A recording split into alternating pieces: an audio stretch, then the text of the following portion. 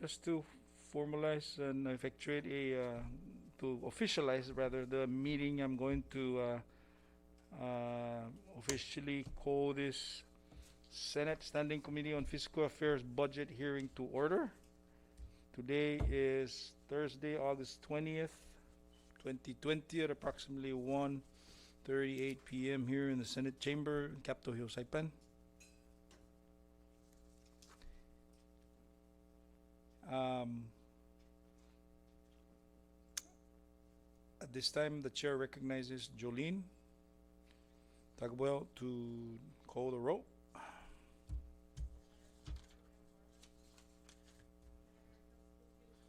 Here. Gaigi, Ilaw. Present.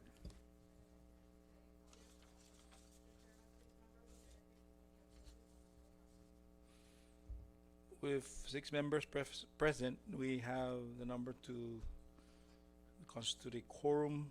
Let the record reflect that Senator Borja is hereby excused from this meeting. And before I recognize the Secretary of Labor, I would like to also recognize the assistance of the Legislative Bureau staff. Immediately to my left is Senate Legal Counsel Joe Bermudez. And in front of me is Dave Dimopon, Fiscal Analyst. And in the back side of the gallery, we have Legislative Assistant Jolene and Alexis assisting us. And of course, to my right is Sergeant at Arms Ben Terlahi. So with that, Chair now recognizes Secretary and Benavente. Thank you. Thank you, Mr. Chairman. I'm here to hear what the Senate has in store for the Department of Labor.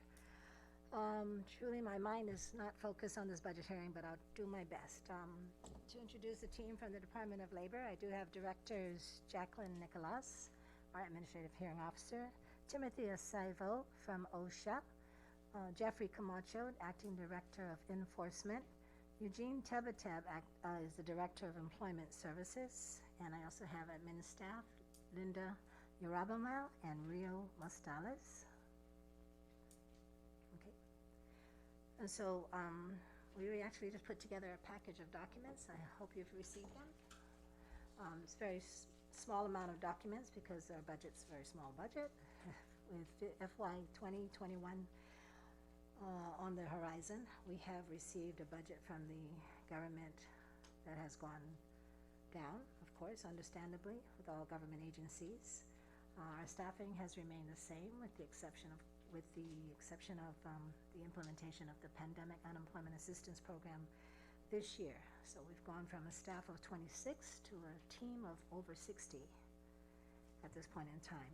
The majority of this team is paid by federal funds, not local funds. And so I'm looking at the FY 18 fiscal year budget that was passed, Public Law 2011, that gave the Department of Labor $976,000.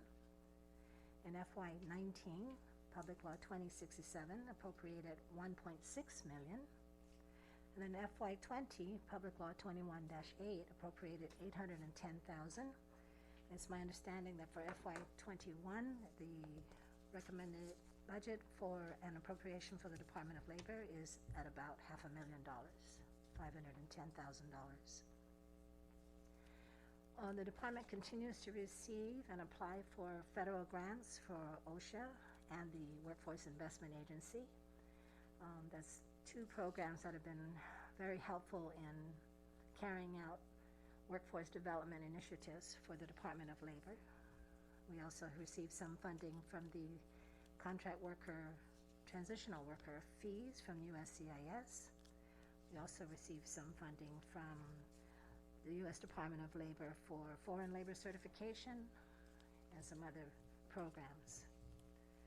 So with that, Mr. Chairman, I yield to the senators for any questions.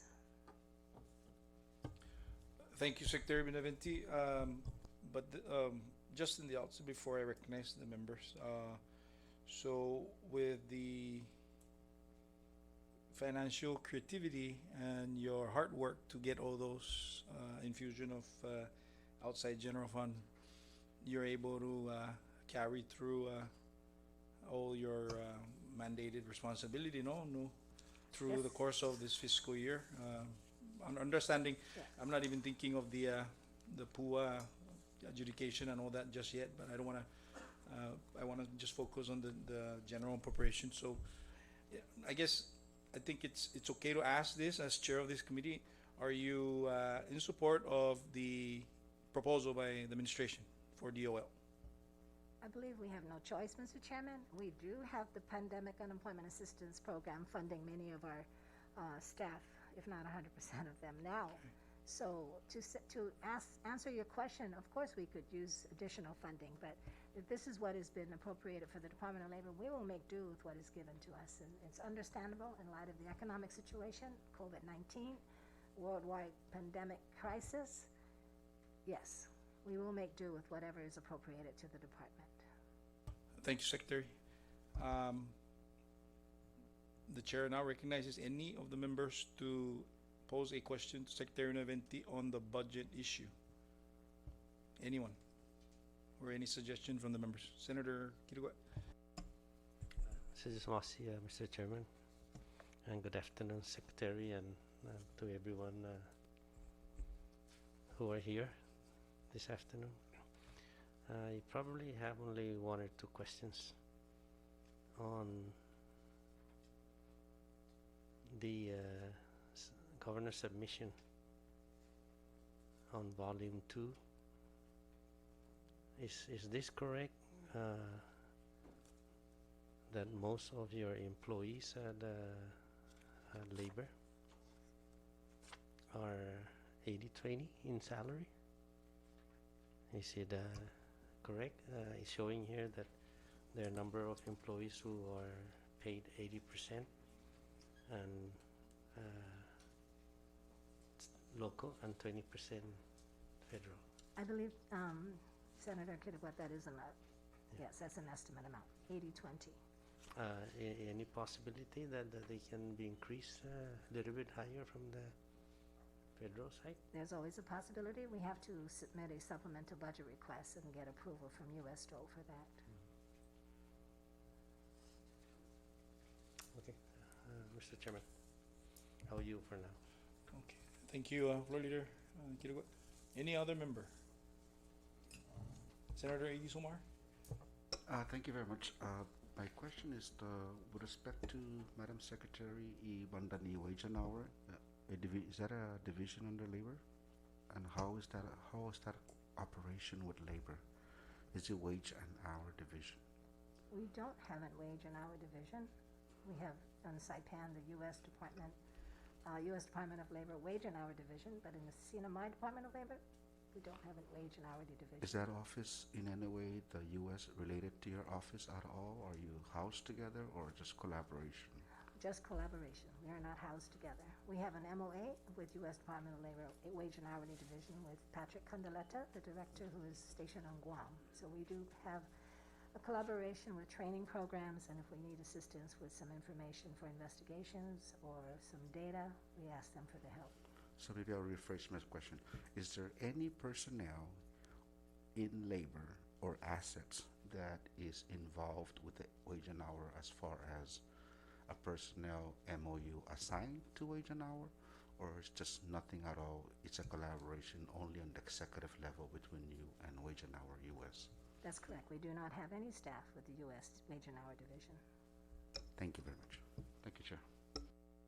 This is just Masi, Senator Igisomar. Any member in regards to budget issue? Floor Leader? No? Secretary, on the governor's submission, it's indicating that you have, I believe, one employee that is furloughed. Is that correct? We furloughed 7 employees in March. Okay, 7. They're still on Yes. furlough. Yes. And also, it's showing here that you have a vacant position. However, it's it is not budgeted on the governor's submission. If this is the case, if they're not budgeted and you're going to fill these positions or recall the furloughed employees, are they going to be funded by federal funds? If we do have furloughed employees return to the department, that's our only option, is to have them salaries funded by federal funds, because we do not have any local revenues coming into the department at this time. That's correct. Okay, thank you, Mr. Chairman. Thank you, Senator JQ. Secretary,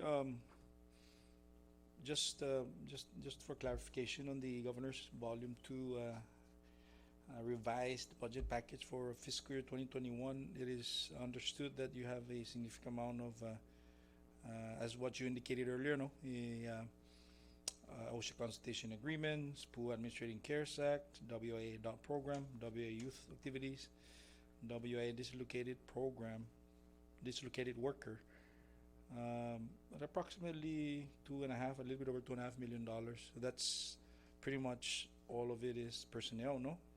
That's consistent? As in personnel hiring for the program, It says personnel. I'm just running with what is indicated here on the volume 2. okay, so that would be funding for the personnel staff hired for the program. That's correct. So this one, just for our information to get more understanding on this thing is going to last through FY 2021. For the Workforce Investment Agency, those programs and grants last 3 years, so we apply every other year for the following 3 years, the next 3 years. So in OSHA is every year. okay, perfect. Okay, so in the on the PUA, it all depends on the how long this thing is going to be on. I mean, December 31st is what we said, right? But there's potentially going to be an extension of work to do despite the. Is that safe to say? Yes, it is safe to say we're looking out beyond December 2020, and we're looking at next steps moving forward with our partners in the federal government. What is the CNMI Department of Labor going to apply for? Looking ahead. Okay, so you're not saying that there's going to be an additional PUA by PUA. You're just saying that the personnel are going to be held over to the course of the fiscal year 2021, whether it's fiscal year and calendar year, no? Yes. Okay. So I just want to make that clear so that we don't give, we just want to make sure that that's just the personnel, not necessarily the funding that's going to go out. So I just want to make that clear. Thank you. If there's no other member that would pose a question to the Secretary of Labor, I would like to. Okay, I want to give first Senator Cruz. Recognize him. Thank you, Mr. Chairman. Secretary, I know that your request is about 811,000, and the governor's proposal is about 486,000. Are you satisfied with that under NOPs? Senator, it is the mandate of our team to work our office with whatever appropriations is given to us. More is always better because it means more services are provided to our people. But if we are appropriated 510,000, we will work within that budget. Thank you. And at your department, are you guys or your staff under 80 or some under 64 hours? We are all working The all 80? Yes. The all 80 hours? Yes. Thank you. Funded by the federal. Thank you. You're welcome, Senator. Thank you, Chairman. Thank you, Senator Cruz. The chair recognizes Senator Vini Sablan. Thank you, Chairman, and good afternoon, Secretary. Thank you for being here. Good afternoon to everyone that's present here in the Senate chamber. And I want to thank everyone for all your hard work. I know it's been quite a challenge for everybody to administer any governmental operations at this time. But Secretary, I know since I had questions on the actual PUA and the FPUC, but the chairman asked that we stick with the budget questions, and for the CARES Act and the funding that was given to the department to administer the unemployment program, how much did the department receive? In the very beginning, before we had received any grants from US Dole, the CARES Act provided the department with $250,000 so we could get off the ground with hiring personnel, equipment, and preparing our buildings for safeguarding it against the spread of COVID-19. A second CARES Act budget appropriation in the amount of $270,000 was requested just a week ago to again hire more personnel, prepare the buildings, and hire and purchase more equipment such as laptops because we needed more mobility with regards to the PUA program and FPUC. So that would be a total of about 520. My addition is okay. 250 and 270 is 520. And that will run you through December 31, the end of the unemployment program this round, no? No, it will not. But this is what we're going to work with the team that we have now. Okay, so you see or you anticipate using a percentage or portion of the 508K that will be budgeted for the department to cover whatever shortfall you have from the That's right. 250 and the 270. That's right. Correct, Senator. And you have not yet received any word on the 270, whether you will be qualified to receive those funds, or have you received? Oh, we are. We are qualified, and okay. we have received, and I believe we're working in the finance part of it. There's already been an expense sheet showing where the funds are going, already submitted to the grants office. Is there a chance that because that will not suffice, or the amount will not suffice to take you through the entire program period through December 31, is there a possibility that there may be a third request, or would the USDOL do they have that option, or will you have to use the local appropriations to cover No, the we program? will work with US Dole. The good news is just yesterday, US Department of Labor informed us that we were awarded an additional $50 million for the pandemic unemployment assistance program. So we're working with those funds to continue with the PUA assistance benefits payments. Thank you. That's it, Mr. Chairman, and thank you, Secretary. I just wanted to make sure that, to administer this federal unemployment program, that we use federal funds and we keep the local appropriations to carry out all the other responsibilities of Department of Labor. So that's it, Mr. Chairman. I just wanted to kind of differentiate the two and make sure that the federal funds can take them all the way to the end of the unemployment federal period. Thank you. Jesus Masi, Senator Sablan. Secretary, you mentioned earlier when one of the members, or Senator Cruz, wants to, inquiring if it's 80 hours for employees that are being paid. Is it 80 hours funded locally, or is there a commingling of funds? This is a mostly federal funds. Mostly federal funds. So Yes. the ones that are under general fund funded by the CNMI, are they 80 also, or are they 64? They're all 80. They're all 80. Yes. So is there any, can you share to the percentage of the cost share? Is it 80-20 or 50-50? It's mostly 80-20, Senator. Okay. Our duties and responsibilities right now entail 80% of the pandemic implementation, Okay. pandemic unemployment assistance, PUA implementation, and 20% of our regular Department of Labor duties, including hearing appeals, complaints, working with the NAP office for work registration, and so forth. So we are still operating as a Department of Labor, but we are also focusing on PUA. Okay. Thank you. Thanks for the clarification as well. Okay. Senator Isomar? Thank you, Chairman. I have a couple of questions, and one of them I'm not sure if you want me to ask it now and maybe wait till later. Can we contain it on the budget Yes, side, Senator Six? and Thanks. you were asking questions, Senator Cruz and Vinny, so I would like to rephrase your question if possible, as Mr. Secretary, the Chairman's concerned. Of the $500,000 budget, or under personnel, you have $481,000. So of that fund. But now, currently, you're mentioning about your current staffing and the 60 or 80 hours.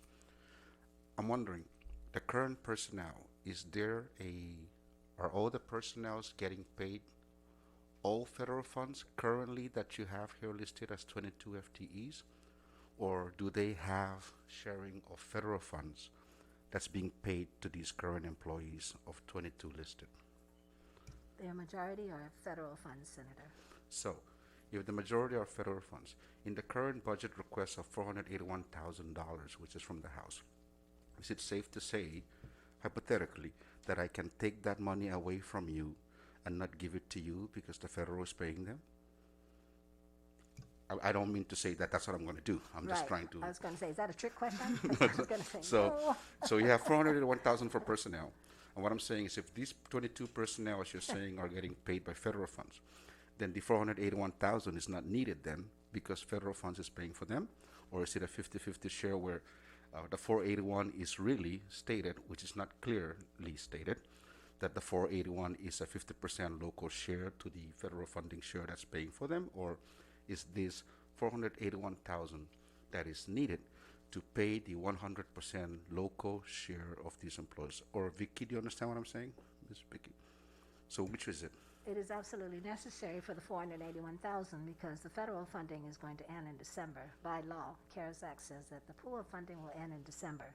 And then CNMI Department of Labor will definitely need that $481,000 for personnel because we do not. So this No. 481, I can divide it by 12 and then take away 3 months so that it only applies by December, or is this 481 for the full year? So you know what I'm getting at, right? Maybe we can clarify that later after this, but the question I have, which I know we've discussed it, is whether the employees of 481,000 is, meaning we're giving it to you, but you're really not going to use it because the federal funds is taking care of it, and if the federal funds is taking care of it, how much of that 481 can be left for us to use if we have to use elsewhere? And I'm just being upfront on the question, but I'm not saying that that's what we will do. No? Thank you. Okay, thank you. Thank you, Chairman. Caesar Smasia, Senator Sixto. Senator Cruz. Last question, Secretary. I know that everyone is the utilities are decentralized, and I see a big cut on your utility. How much you paying for your utility? Is this 10,000 enough for your office? No, it's not enough. That's the governor's proposal, but your Yes, submission is on utility is about 24. correct. The 10,000 is okay. We will work with 10,000. We are also going to supplement with federal funds for utilities because the pool headquarters and all of the buildings are being used for. We want to pools make sure and that quarters. we pay CUC, otherwise we're going to Right. be blackout. I want to make sure I have power. All right. Yes. Thank you. Thank you, Chairman. Senator. Thank you. Thank you, Senator Cruz. The chair now respectfully asks the members that we're going to excuse Secretary of Labor Vicky Benavente from further testimony on the budget. I do, however, respectfully ask Secretary, there may be some questions later, so it is I would leave it up to you if you can assign someone to be here, or if you wish, because I know that you are administering the much important services right now over the last few months, the Puane. So we're going to probably be touching a little bit, most likely be touching a little bit on that on the operational side, but I don't want to do it now. But I do want to ask if you can stick around for a few minutes, then we can segue into that particular question. Is that okay? Of course, Senator. No Thank- problem, Chairman. Thank you, Secretary. Yeah. Paulo Malaguzubay, agan si CEO of Northern Marianas Trade Institute, si President Agnes McFeeters.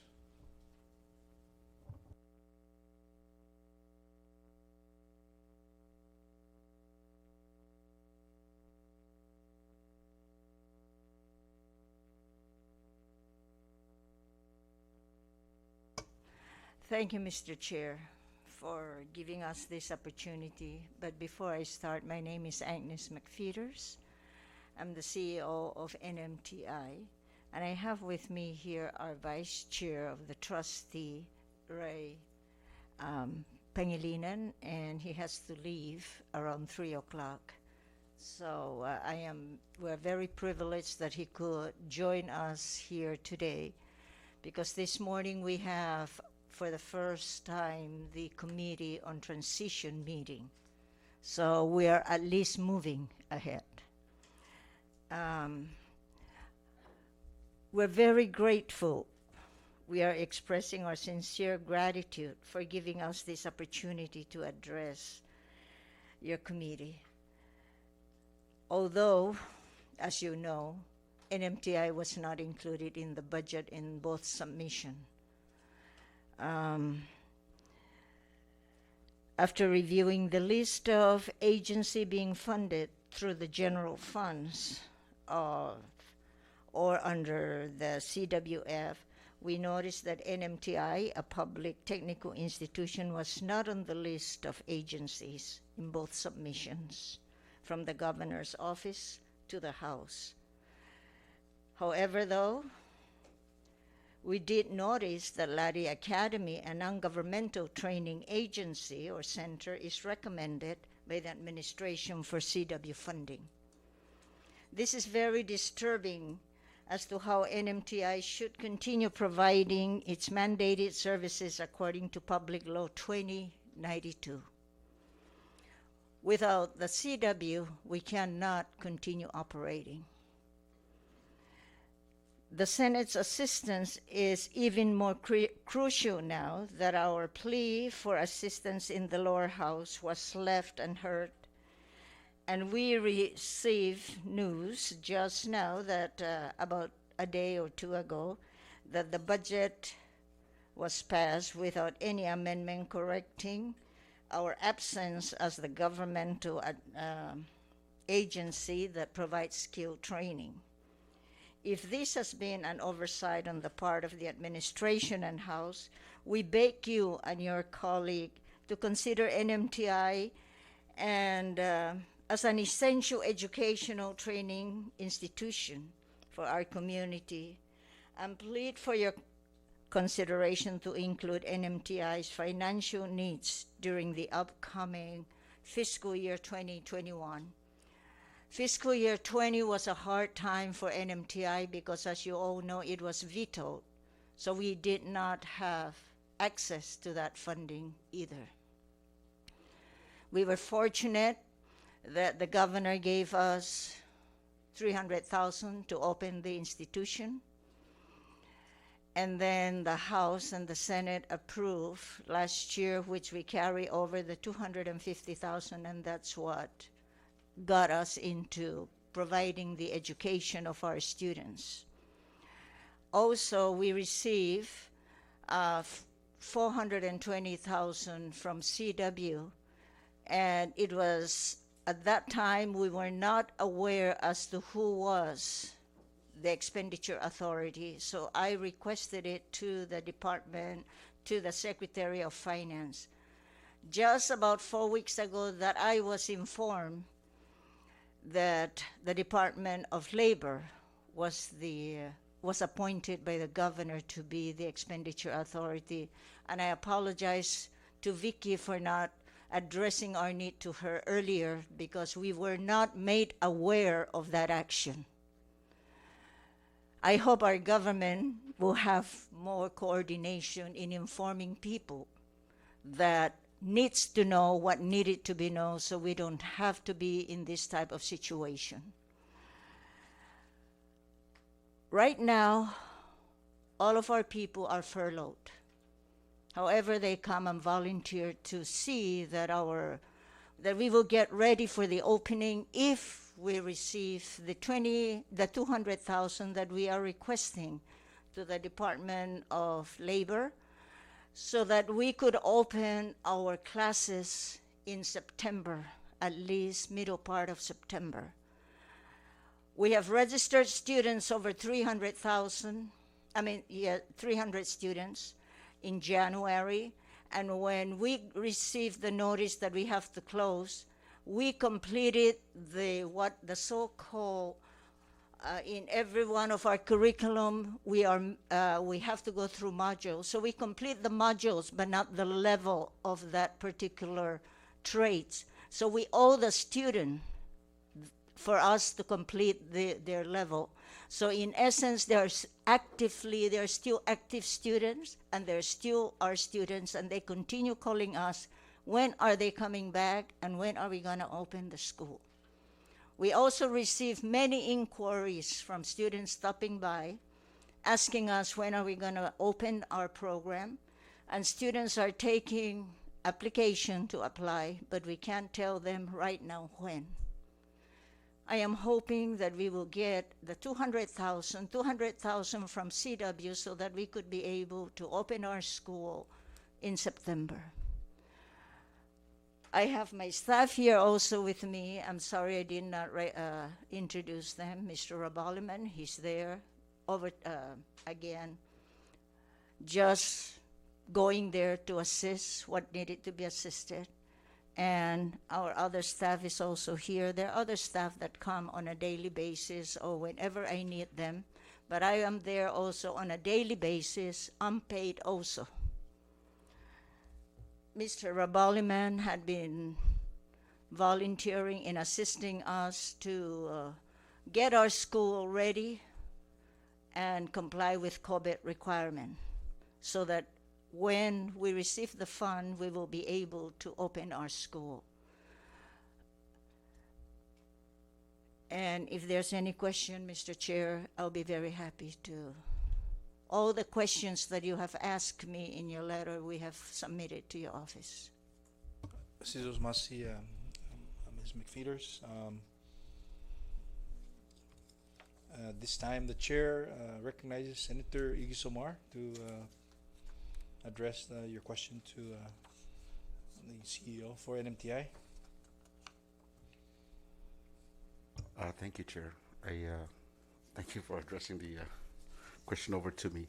I was just going over the budget, and yes, indeed it is true, based on the initial budget submission and on the revised budget and on the budget that we received from the House. The statement of Ms. McFeeters with respect to NMTI budget is true in a sense that she did not receive budgeted amount, although there's a dollar, but that does not mean necessarily that there's no money there. However, I think her question is, why is there no funding? And I'm just in the middle of reviewing her budget. And I was going to ask her those questions when we last met, but she actually provided the report already. So a lot of my questions with respect to the inquiry into the revenue source or revenue requirement and or expenses that she is to use for the operation of the school, a lot of them have been answered by her submission of the document that's before us today. So I would like to hold off on the question for now and give others for any question before we move into other areas. Thank you, Mr. Chairman. This is Senator Iggy Somar. Senator Sablan, would you like to? Thank you, Chairman. Good afternoon, Mrs. McFeeters. I know the last time you were here, you mentioned that there was a meeting that took place and the governor was present during that meeting. You mentioned that he would meet with several officials to decide the fate of NMTI. Have you got the answer to that? I'm not sure if you remember.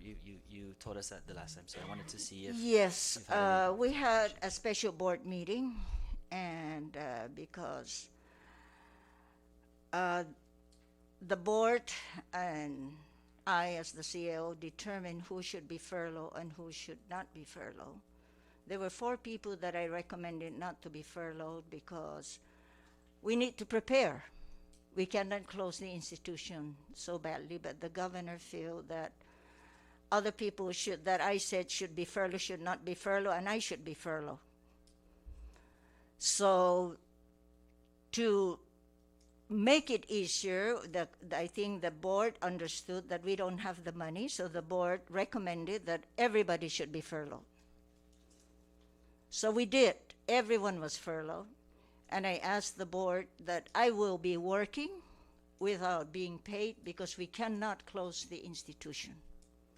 We still have to, in fact, during those times, I had to write a proposal with Northern Marianas College for apprenticeship program, and it was approved.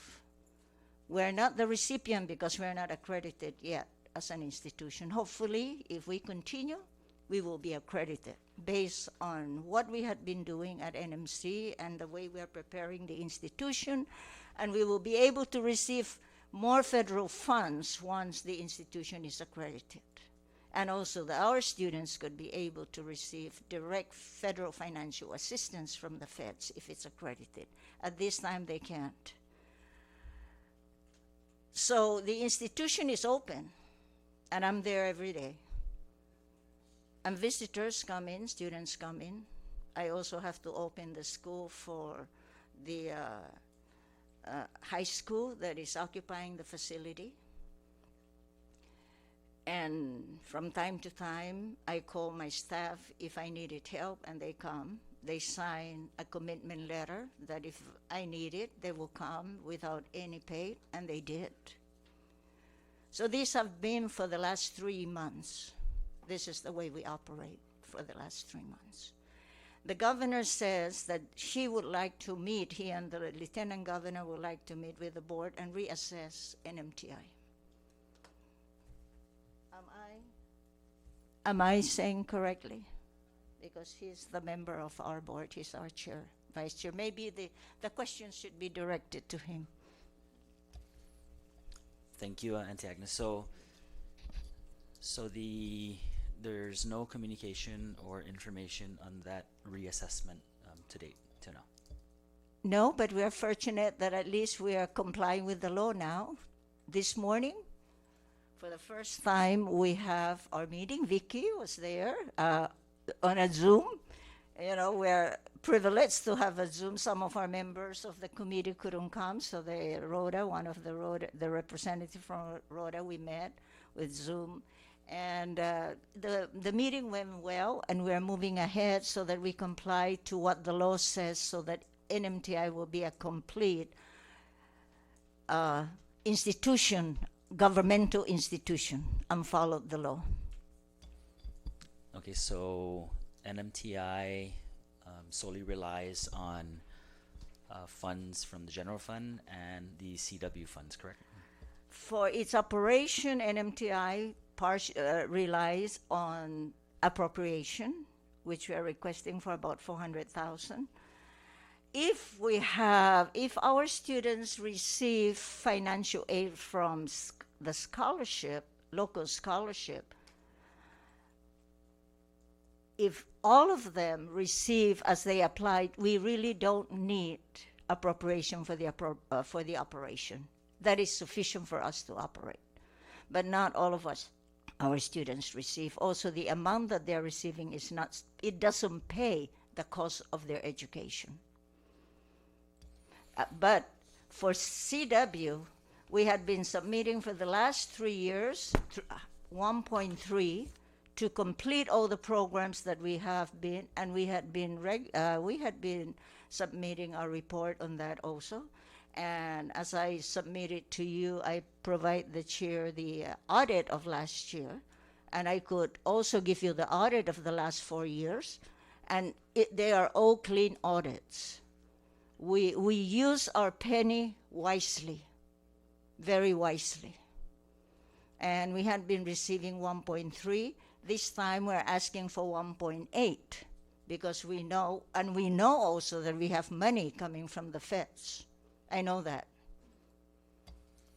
Thank you, Ms. McFeeters. Okay, so a look at the governor's outside sources that reveals a projection of 1.4 million from the Commonwealth Worker Fund, and his proposal gave 1 million, or proposed to give 1 million, or allocate 1 million to NMC and 400 to the Laddie Academy.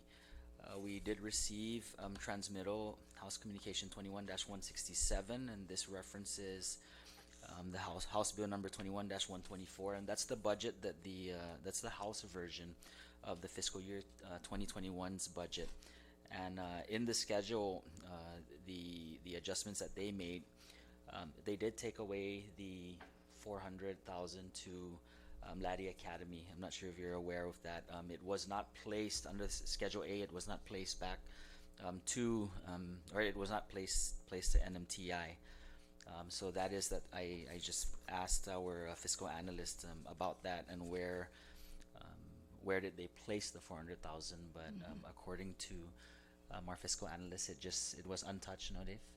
So it goes back to the outside source. May I ask a question? Why is it NMTI, that is a public institution, and is providing what this particular funding requires, and we had been placing students, and I could show you how many students we have been placed on the job, and some of them we don't place because they continue to higher level. Why isn't it provided the funds? It's a public institution.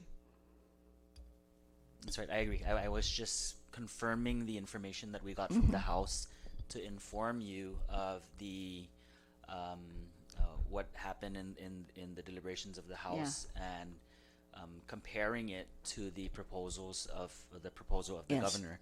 So I was just kind of I wanted to inform you of that Yeah. and Thank confirm you. that, Yeah. so that we can use that information and the adjustments that was prepared on the House version during our Senate deliberations during the budget. So that was what I was kind of Yes. getting at, just to inform you of Which is what good. what Yes. happened. So I just wanted to confirm Yeah. that, and that information will be used as we deliberate during our budget deliberations in the Senate. So that's it. Mr. Chairman. Thank you. Thank you, Senator Vini. And CEO, and this is part of the process. That's why we're having this Yes. budget meeting, as you're very much aware. The House version of it does not necessarily represent the desires of the Senate members. So, and of course, the governor, the administration, as mandated by the Constitution, submits the projection and proposal, but it really is up to the legislature and how do we divvy this up, and that's on the general fund. No, the exercise that we are going to be reviewing and we're going to be undertaking over the next few. Well, we don't have, the Senate don't have much time. We have October 1st, just tomorrow almost. So. We're going to be doing extensive work on the budget itself, but I wanted to throw this back to the Board of Trustees. Any is the chairman of the trustee here, or? He's the vice, and in the absence of the chair, Okay. he Yeah, maybe we don't necessarily have to, Ray, but I appreciate that you're here. Did you guys have your hearing? I mean, your meeting yesterday, you said, or? No, this is not the Board of Trustees meeting. This is the Committee on Transition, which was supposed to have been formed 15 days after the board organized itself, which was about 6 months ago. Okay, so, and it didn't help with the pandemic. It didn't help, and I know, Okay. I understand. We Yeah. all And understand. and I Yes, wanted to, the yes. chair would Yeah. respectfully, keep it on. We need to keep an open mind, know that everybody is stretched. So I understand the request. We will deliberate on it closely. But I also would like to encourage the Board of Trustees to meet with the governor and lieutenant governor, as after all, it's the appointees came from them, and we simply agreed with them by confirming the appointees. So, in the issue with the question of the derivative of the funds of the CW funds, that's a good topic to start with, and we will work with what on the authority of the legislature, aka general fund, on how to skim this out. And we have to keep in mind that there's about 9,000, I hope my numbers is correct, I don't know if Department of Labor is here, there's about 9,000 unemployed individuals in the CNMI right now. So when we start opening our doors back to do the businesses, then we're definitely going to be needing a lot of those bodies to come back to serve, for the service industry, But I just want to throw that in. Forgive me for taking some of the time out of the members. But Senator Cruz, you have a question? Recognize. Thank you, Chairman, CEO. bonus again, and I understand you mentioned about funding that is not given No, to your. $1. There's a $1. Okay, I see on the handout that were given that from 2015 to 2019, there's an enrollment of 1,900 plus. Out of those, how many certified or graduate from your institution? Okay, let me, I do have this. Just roughly. Yes, I have this chart in do you want, in 2016, of those students that graduate, 65% were placed on the job. 17%, some of them went off island, some of them we don't know, but 18% continue. So the 18% and 65%, we like that number because they continue to go up. The 65% are placed on the job, and we do the placement. So these graduate are skilled workers, certified skilled workers? Certified skill. Our curriculum, although the institution is not accredited yet, the curriculum is accredited. I'm just So if these students, there are levels. If they pass level 1 and they go to the States because they have national certification and they show that certification, they get the job on that level. When they graduate from level 1, they go to level 2. When they get to level 2, they're journeymen.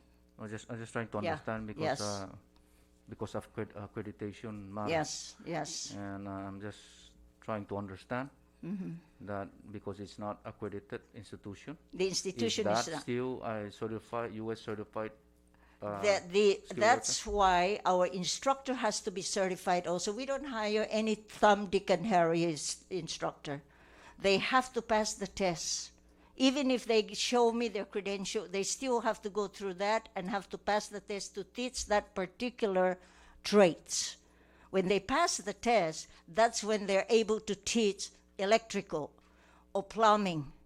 Even if they have so many years and credential from other places, if they don't pass the test, because U.S. Department of Labor recognize our curriculum to be apprenticized curriculum.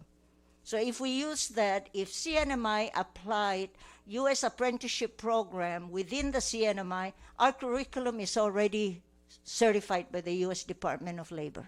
Thank you. I just want to make sure clarification on that because I want to make sure that our graduate from the institution, which is I always support the institution, and that's good because of the issue of CW, that we have to be able to be prepared when it comes to if they don't give us another chance of an additional extension, so we'll be able to provide the those the workers out in the community that are most needed. So just to make sure that those graduates are U.S. certified, so that they are can certified, be Senator. accepted in any job opportunity that they are applying, and most especially to provide our the workforce here in the Commonwealth. So I'm sorry that the funding is not there, and I will support that perhaps the funding should be given to the institutions which is providing already workforce to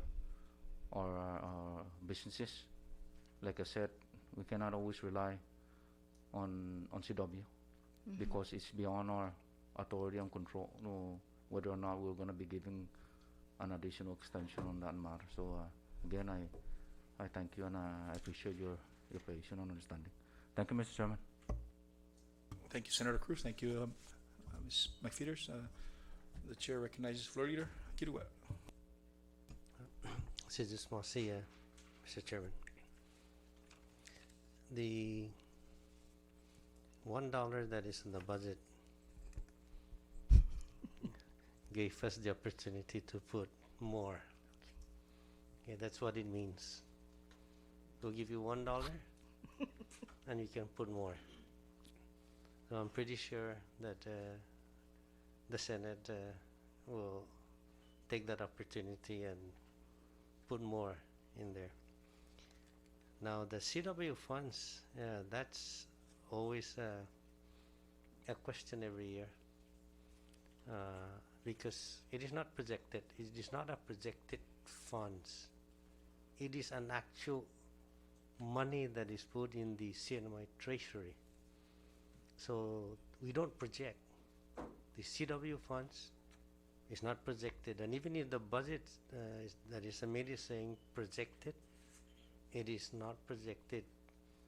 We asked the Secretary of Finance, is that word correct? Is it really projected or is it the actual? And he said it is actual.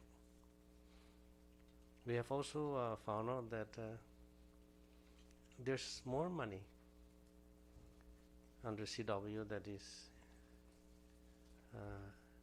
that has been deposited in my treasury, and Mr. Dimapont has that information. So Senator Cruz is right that the reason why we are being supported by the Department of Labor and the U.S. Congress through the CW funds is to help ourselves train our own people. And we don't know whether we're going to be extended. And once we are not extended, the CW funds will go away. So it is up to us as leaders to really support our people and make sure that those that cannot go through college degrees, we must provide them the other opportunities, which is the trade school. So we are very mindful of that, and I'm glad that my Senate colleagues are always, from my experience here in the Senate, they always try to find ways to provide some funding to education. So we're going to look at that, and we're not done yet with the budget. We're still working, as the chairman said, tirelessly on the budget to make sure that important institutions are provided funding. And I appreciate Mrs. McFeeters when you come to the legislature and advise us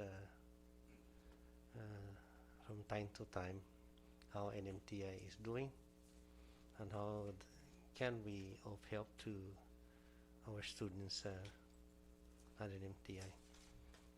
So with that, Mr. Chairman,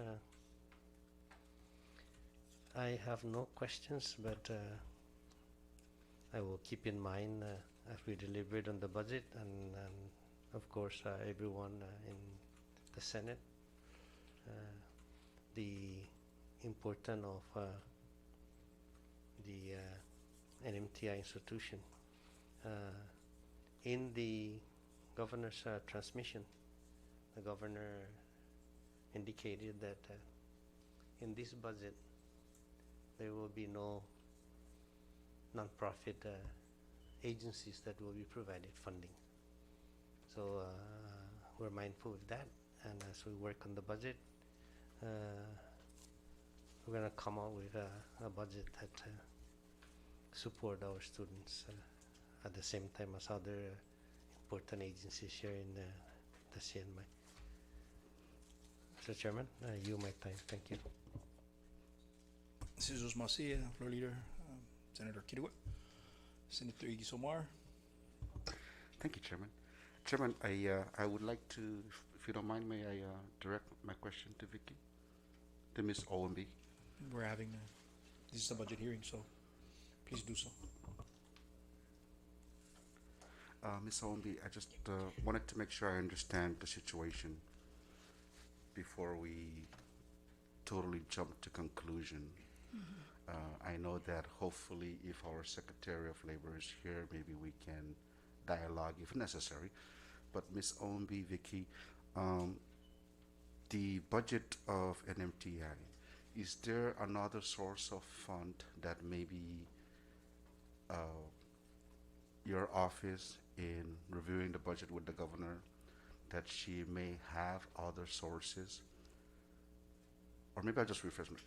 Is the dollar for NMTI just a number because there are other sources that would fund NMTI through the year? Or maybe you can give us a little bit elaboration on whether we should just approve the budget and only give NMTI a dollar because there's funds somewhere else that we don't know of, outside sources wise. Thank you, Senator. So NMTI is a recipient of an outside source, which is the CW funding. So it's not part of the general fund. That $1 that's there in the budget is a general fund allocation. Majority or all of the funds that the NMTI has received in the past from 2013 on came from the CW funding, which is an outside source. It's not counted under the general fund. So if NMTI sent in a proposal and she says, or the board, NMTI board and NMTI, they need $1.7 million approximate, with 25% of it coming from local appropriation and 75% from the CWF grants. So is it safe to say that she is entitled to about $1.7 million from that outside source, and that we need not worry about it? Or There is a process. So the U.S. public law requires that a spending plan be approved. I believe it's 120 days before the fiscal year. It has to be approved by the U.S. It goes through our local Department of Labor, and I don't know if the Department of Labor submits it to to the U.S. Department of Labor for review and approval of that spending plan for the fiscal year.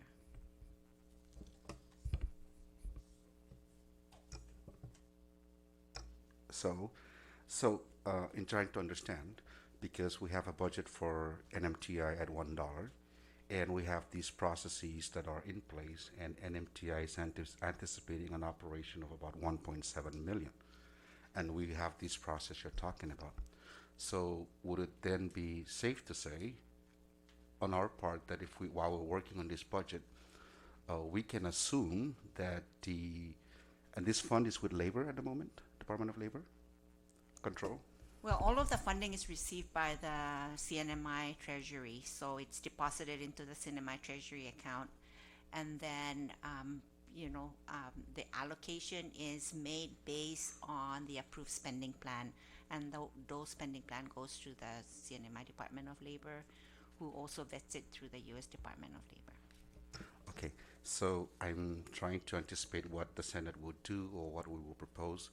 If provisions in the budget may be added, for example, that if we find $422,000 or $500,000, we can say that there is $500,000 for NMTI out of the general fund based on our budget appropriation, with the condition that if they are approved for the $1.7 million or more by the processes through CNMI Department of Labor, then this fund shall not be remitted to them. I just wanted to, because I guess what the issue is, trying to say that there is an outside source for an MTI, there is a process for an MTI, and MTI wants to know whether they have money so they can operate, and they would like to be feeling secured for the children in planning, students, that there's money. And so I think that's where the gap is, sort of kind of right now. And so, but you're saying, Ms. OMB, that there is that outside source. The problem is that it's not necessarily 100% yet, because it will require phenomenal planning and approval by a federal partner. So maybe,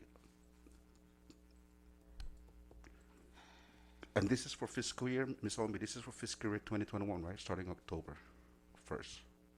This CW, or do we? It started since last fiscal year. So what I'm getting at is the budget is for fiscal year 2021, and the budget she's asking is for October 1st forward.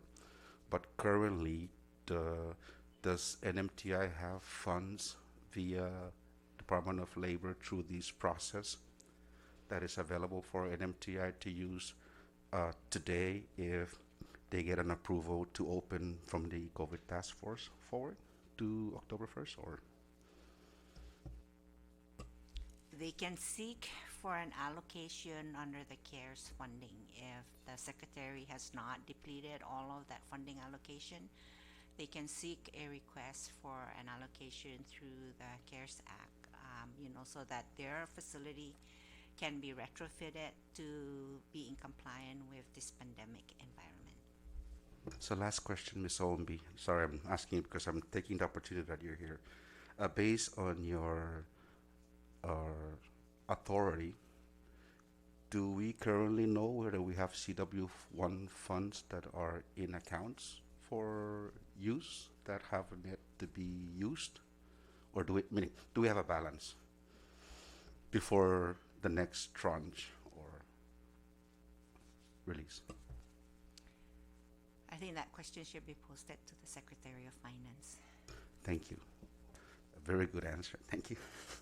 So, Mr. Chairman, I think I will rest my question there. I just wanted to make sure that there is an understanding so that we have better judgments when we go back into trying to divvy up the funds, because we are in a serious crisis. There's reduction. There's people that are furloughed. And I know that the Senate is doing its best to gather as many revenue sources as we can, canceling out revolving funds, taking a look at earmarks, taking a look at other agencies. And I know that we've already discussed these items. And just for the public to know, we've gathered some of these funds. It's a matter now of giving back some of these funds to help our people out as much as possible. And I would agree with all the members that I know we're thinking about, is to truly consider at least finding ways to temporarily support NMTI whilst or while there is this process that she has to go through. And I'm hoping that the Secretary of Labor and the NMTI folks and the transition of the NMTI team and the government administration can work this out. Thank you. Sujusmasi, Hilso, Tiro, Fairo. Thank you, Senator Igisomar. Senator Kirua? Thank you, Mr. Chairman. Just for the benefit of us who are waiting, how much actually is sitting in the CNMI Treasury under CW funds. And as of July 31st, 2020, there's $2,355,416 sitting in the CNMI Tracy as of July 31st. So it is not a question of there's no money under CW, but just a question of allocating the funds so our students who need them can avail to these funds, because that's the purpose of the federal government charging CW fees, is to put some of this money to train our people. And we in the CNMI should, if the U.S. leaders are supporting our people to receive this training through their funding that they make available to us, all the more us here in the CNMI, we should push harder to make sure that these funds are used to train our people. Thank you, Mr. Chairman. Thank you, Senator Igisomar. Senator Santos? Thank you, Mr. Chairman. And so, Ms. CEO, earlier you mentioned that there were about 300 students that registered in the January of 2020, and that these students have successfully completed all the requirements except for the modules, and that these students are still considered as active students, and that you have been in communication with the Secretary of Labor to assist in the amount of $200,000, correct? In order for the students to be able to complete their modules, is that correct? That's correct. Okay, and so I may not have explained totally to the Secretary of Finance that these students, the 300 some students, are active enrollment. because she asked me, have you start enrolling? I said, no, because I haven't opened the classes. So I haven't really, so there must be some sort of a miscommunication there. But I want to make it clear that we we owe those students to complete their level, Good. in addition to the newcomers that are coming in. Good. And are those students still here in the Commonwealth? Yes. Good.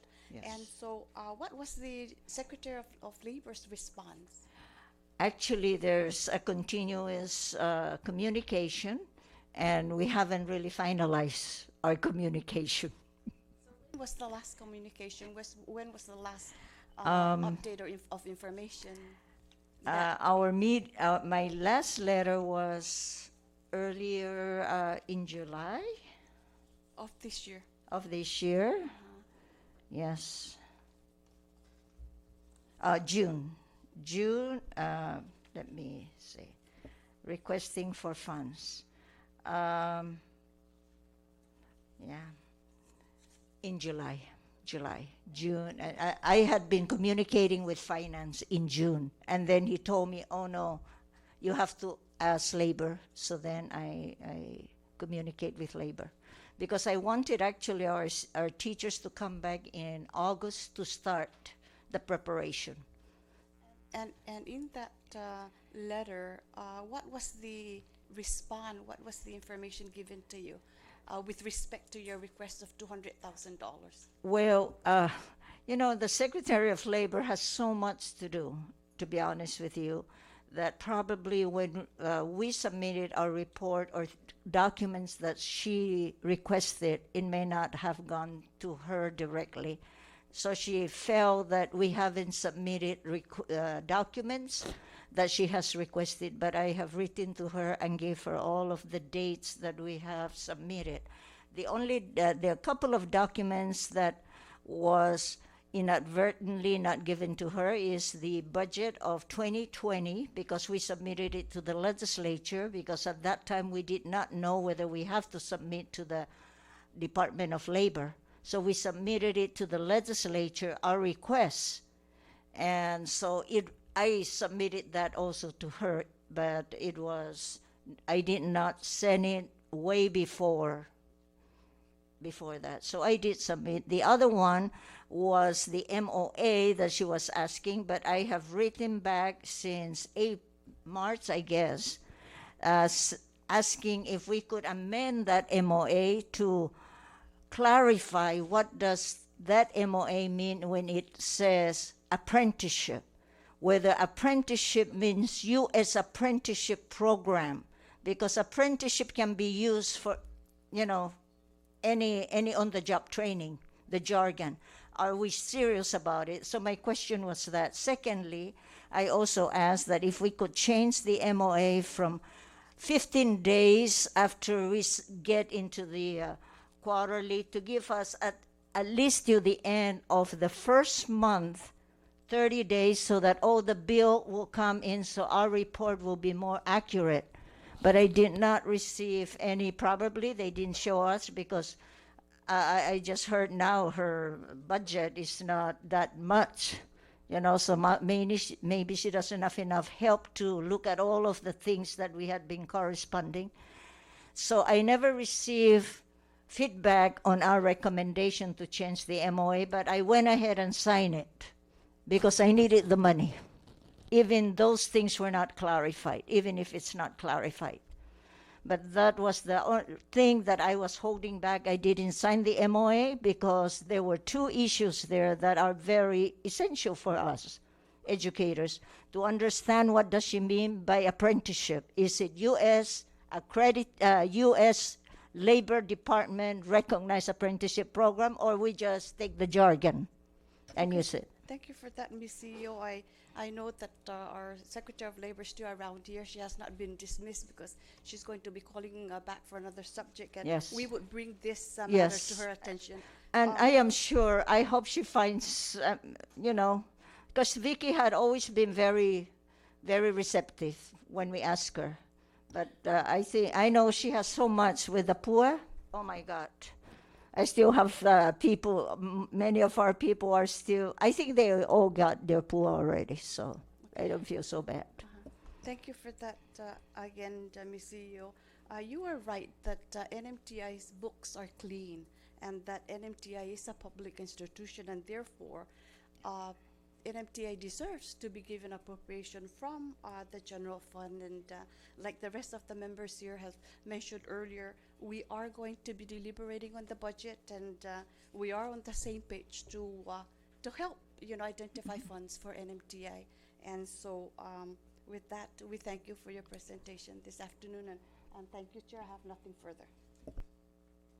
Jesus Masi, Senator Santos. Madam CEO, I want to thank you for again being here today. We certainly heard your testimonial as indicated through the exchanges. We understand the significance of continuing this venture of training our folks.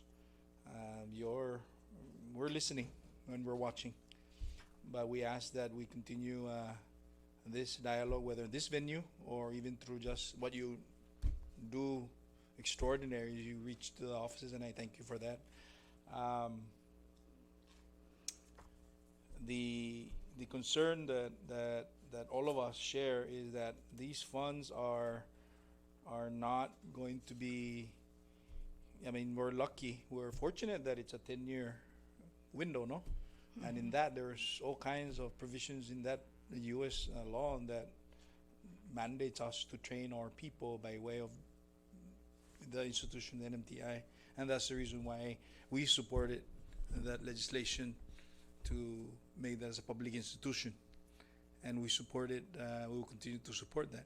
I do want to assure you that we're not going to waste your time in meeting this magnitude and not listen to your requests. I don't want to promise everything, but we certainly will work to get you what you need so that we can begin training our people and paying our folks back at NMTI. I wanted to say, though, that allow the committee to forge ahead, and we will be working directly with. Typically we have to always invite the SAMB, Special Assistance Manager on Budget, because a lot of this is basically from the transmittal of all the numbers and the projections came from. She represents the governors. So she heard it. She heard the discussion, and we all know the sensitivity of the issue as well. It's just that we wish that the U.S. Congress would take consideration the authority of the legislature here in the CNMI that allows us to oversee the distribution of that. We thought that was the case, and prior to that, but I guess we need to pass another legislation to craft a way to do that. But never mind that. We have plans on giving you the support that you need. So, Jesus Masini Tempomo, Senator 6-2. Anyone else, so that we don't hold back the CEO. Trustee Pangilinan, Jesus Masini, join them. You heard. I'm sure you're a quick learner, and you know how to facilitate this. And I also did maybe if you haven't done so on the Board of Trustee level, if you can allow for a virtual or is it, how do you say this? Like what PSS is about to do, and NMC is virtual class, no? And see how we can devise a game plan. I see that she's nodding yes. The CEO, but no, for but I'm gonna continue impressing that we need to reach out to our potential students and train the students from Rota and Tinian, however it is, because this is the time. This is timely that we need to escalate the process more so than ever. So may continua from ICNO, no CEO, si Ray is here, the Board of Trustee, Ray Pangilinan is here to witness this. We have, our open doors. We have an open line of communication with the delegations of all the respective islands. So I want to end with that, but I see Senator Sixto is raising his left hand. So, Senator Gizomar. Thank you, Chairman. Before I make my statement, I want to thank OMB. Thank you for always being here with us, with every department or agencies when we discuss budget. Thank you. You have the knowledge to help us work with this, and also with NMTI. However, the message I would like to make is, since 110-229, today, we're back to typhoon, Sorolor, Mangkut, U2 pandemic. I'm just wanted to plead to all the agencies and partners, stakeholders, involved with our people that are here working in the CNMI, inclusive of the CWs, that the businesses, as much as we try to encourage the businesses to work with us, with labor or NMTI, NMC, PSS, they also are very concerned about return of investment on their part to participate. And I'm saying this because this is a word that's coming from labor as well. I've had discussions with labor, WIOA, being a member of the WIOA board. And I just want us to make sure that we are coalesced, symbiotic, organized, I mean, we always talk like that, but and I know we get so busy, especially within this pandemic, and I know labor is overwhelmed. The administration is overwhelmed. And there's expertise in PSS, putting stuff together, I'm ready, I'm going to open, please let's open. There's expertise in NMC, trying to open up. I would really want to see NMTI open up too, without waiting for a budget. So I'm just asking everybody involved, stakeholders, to work together so that we can help NMTI open up with their action plan, with the COVID task force. They're ready to go. But just in anything, how can we even try to move if I don't know if I have the money, or if I don't even have the money and I'm laid off?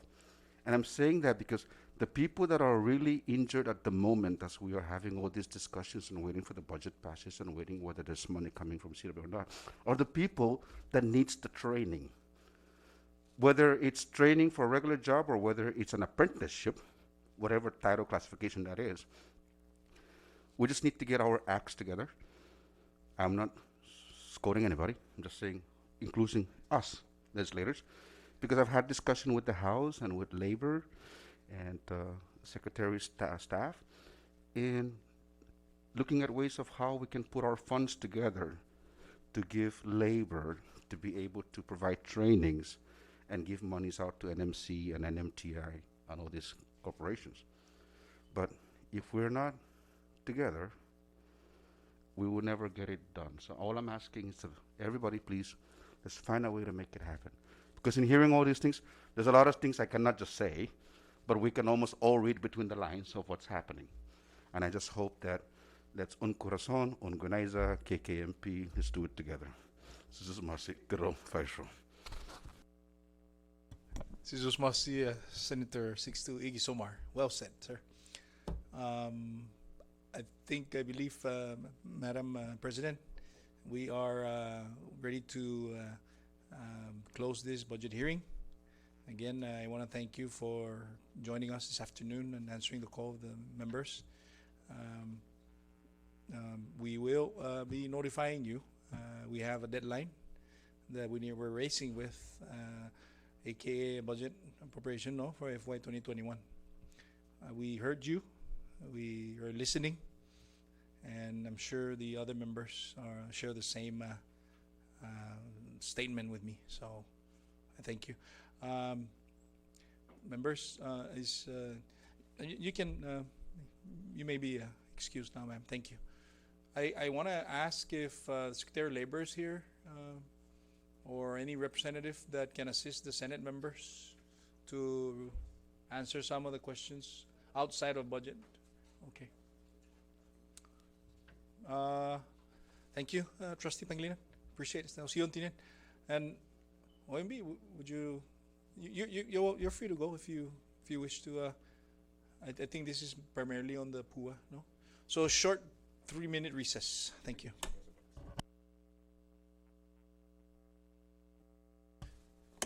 So the chair would like to reconvene the meeting, the Fiscal Affairs Committee meeting. As mentioned earlier, that although this is a budget hearing for Department of Labor, that the committee will be posing some questions after we finish the questions on budget. So we're gonna do just that. And I thank one more time the presence of Secretary Vicky Benavente and Department of Labor for being here, and Director Tebutep, and I'm sorry, Nicholas. Miss Nicholas. Yes, you not are San Nicholas, but Nicholas. Nicholas. Okay, perfect. Okay, thank you. Welcome back to the meeting. The members would be posting questions with respect to the process of the pandemic unemployment assistance that your department have been working, burning midnight oil basically to get it out as quickly as possible. I know there are challenges in the midst, but we are very grateful that despite that, we're able to fund many of our millions of dollars pushed out to date. The chair now would like to open the floor to any member that would like to pose a question to Secretary Labor. Senator Isomar, you have the floor. Thank you. Thank you very much, Chairman. And I'm sure, Secretary, we have a lot of similar concerns or maybe similar questioning, things we've heard from the public or things people have called our office. So maybe I'll just pick a few, and maybe I'll do the general one. A general question would be, on this poor release of funds, and the others can ask the values, I know you have a great gap or challenge in your office with respect to trying to process all the PUA applications. Or maybe I should just start one question. Do we have applicants that have yet to receive their PUA, and what is the count or population of that applicant number?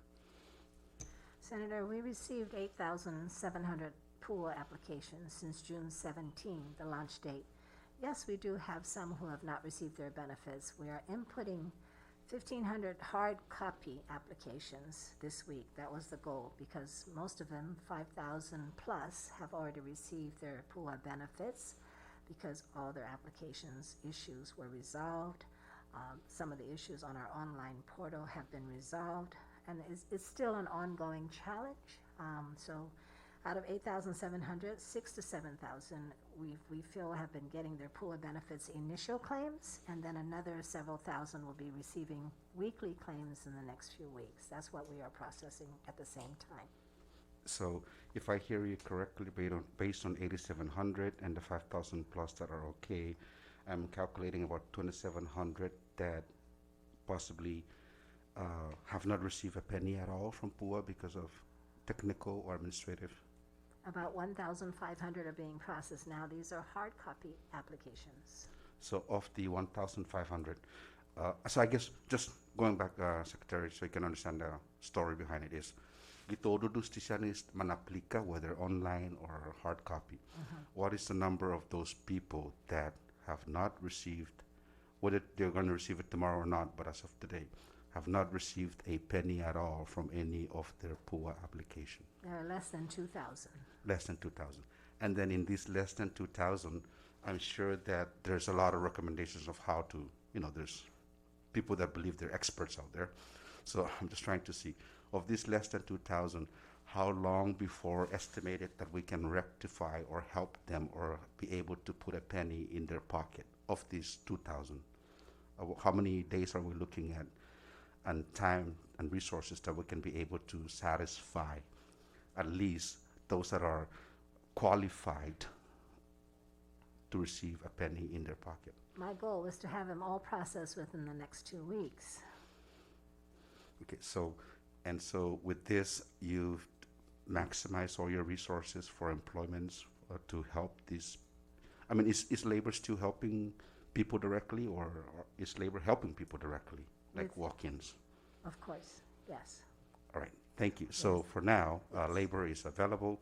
You have the staff, people that have issues in their PUA, they receive it or have not received it, or they have concerns or questions, they can go to labor, phone calls or visit and ask questions. Yes, phone calls, visits, emails, making appointments, all of that.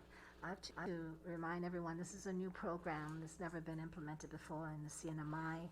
Since the very beginning in March, when we signed the agreement with U.S. Department of Labor, we have made many, many changes in the implementation of PUA. Yes, it's been a challenge, double the challenge because of COVID-19 concerns, but there are many changes. In addition to that, we have received more assistance from other government agencies who have loaned us their staff. We have received a lot of assistance from our government agency partners who have loaned us equipment, water, benches, tents, things like that. In the past 3 weeks, I've had visits from congressmen, congresswomen, senators who come over and say, well, why don't you do this and why don't you do that? And after I've taken them for a walk throughout the 7 buildings that we occupy, they all say, now we understand why it's so difficult for the Department of Labor to implement PUA. Keeping in mind, we're trying to keep our people safe, yeah? Keeping in mind that we're helping people who have no idea how to fill out an application because of their education level, or they have no internet, no computer.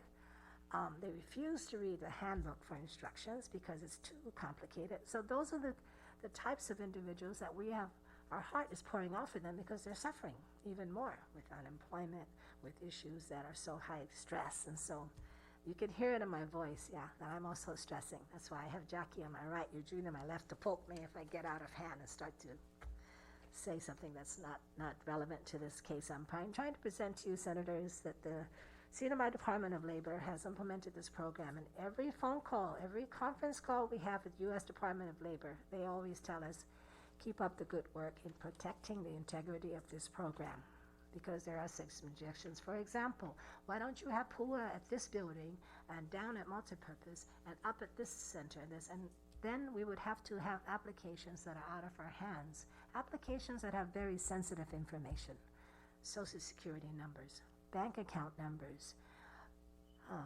so many things that could be getting in the wrong hands would be a risk of identity theft, a risk of account hacking, so many risks. And so U.S. Department of Labor is watching every step that we make, every step that CNMI Department of Labor makes. And yes, we understand the demands of our people and why is it taking in their minds so long. And then, I can always make excuses. Well, we have an online portal issue. Well, we had some finance issues with the processing of direct deposits, or Guam Department of Labor is also going through similar challenges, and yet they have over 200 PUA coordinators, and I have a staff of 10 that were hired, 20 that were borrowed, another 10 that were hired, and all of the Department of Labor processing PUA, in addition to our regular tasks. So the numbers that I'm giving you are rough estimates, but I'm comfortable that in the next couple of weeks, every application that we have received will be inputted into the system, and every PUA applicant, once they're deemed eligible and approved, will be receiving assistance from PUA. Thank you, Secretary. And the reason why I'm asking these questions because we're live, and I would like people to know and understand, to remove their excuses. People that are out there that seem to think that you're not there, although you're there. I've seen your ads, I've seen your announcements coming out, and they seem to be saying things that are very negative on the PUA, that I haven't had it, I don't have it, what's going on, they're not going to help me, I'm crying, nobody's there for me. So what I wanted to say is that as you're stating here with us, there is availability and accessibility for these people to be there at Department of Labor if they have concerns and issues, and that you're there for them to help them. Of course, anticipating, provided all the other conditions are taken care of, making sure there's social distancing, and the fact that I too know that we never had unemployment services before, and this is the first time that you have taken this up because of our current situation. And you've done an awesome job based on no framework per se for the CNMI to have used as a sample on how to do it. But that you've done great, and we truly appreciate and thank you for what you're doing. But I really want the people to know, as you're answering, is that labor is there. If you have concerns, if you're one of those people that have yet to receive a penny for whatever reason, go up to labor. I mean, I'm sure it's not going to be a first-class treatment right away, but that there will be delays of time of lining up if there's a lot of people, and that there's 1,500 more people that are going through the same process, and asking them for their patience and understanding. Just be as patient as possible, because eventually you will finish whatever it is that they need to get if qualified. And so, thank you, Labor, Ms. Secretary, Madam Secretary. And since our chair is not here, I'd like to go ahead as the vice for the chairman on fiscal. Any other member would like to pose a question or would like to make a statement? Senator Cruz from Tinian. I'll give you the floor. Thank you. Thank you, Vice Chair. And again, good afternoon, Secretary.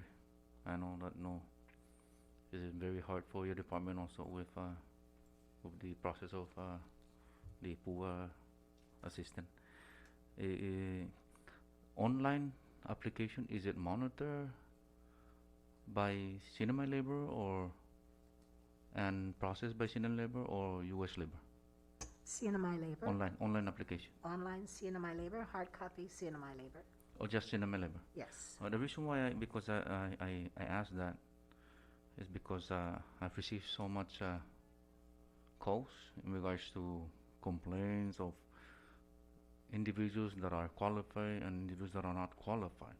So now, going back, just because I've read paper, but I don't know whether I want to hear from the secretary whether the CW1 are eligible or not eligible. CW1 are not eligible for PUA. CW1 are not eligible. They are not eligible. Okay, we know that some have received through online application. That's correct. And I've read that they're on the list of fraud. If an applicant has received PUA benefits because of a misrepresentation of his application, something is on the application they answered incorrectly, either on purpose or by accident, and they have received PUA benefits, and then we have determined after an investigation that they are actually ineligible for PUA, we will call them in and determine how they will pay it back. Okay, okay, I understand. Now, if that money, the labor cannot recover that money, then where do labor go from there? We will turn to our U.S. Department of Labor partners to assist with prosecution.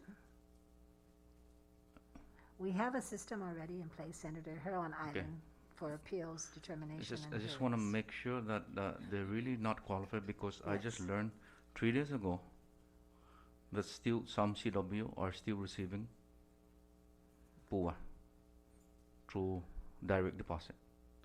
And I learned that some went there to appeal on site, some are disqualified, some continue to receive. So I want to make sure how do the process there on site that they don't detect all those that are not qualified and they still receive. Yes, that is because, Senator, on the application there is a question that asks, are you a U.S. citizen? Are you a qualified alien? If a applicant puts yes on those 2 questions, the application will be processed as an eligible applicant, provided all the other documents are in place, all the proof of work, earnings, check stubs, and so forth.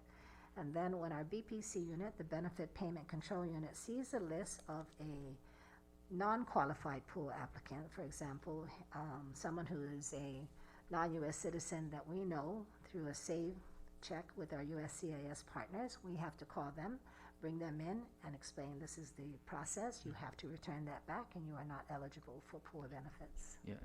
Thank you for hearing that. But like I mentioned earlier, if that monies are all spent, and we don't know how they spend it, whether they send it to their country or they spend it here.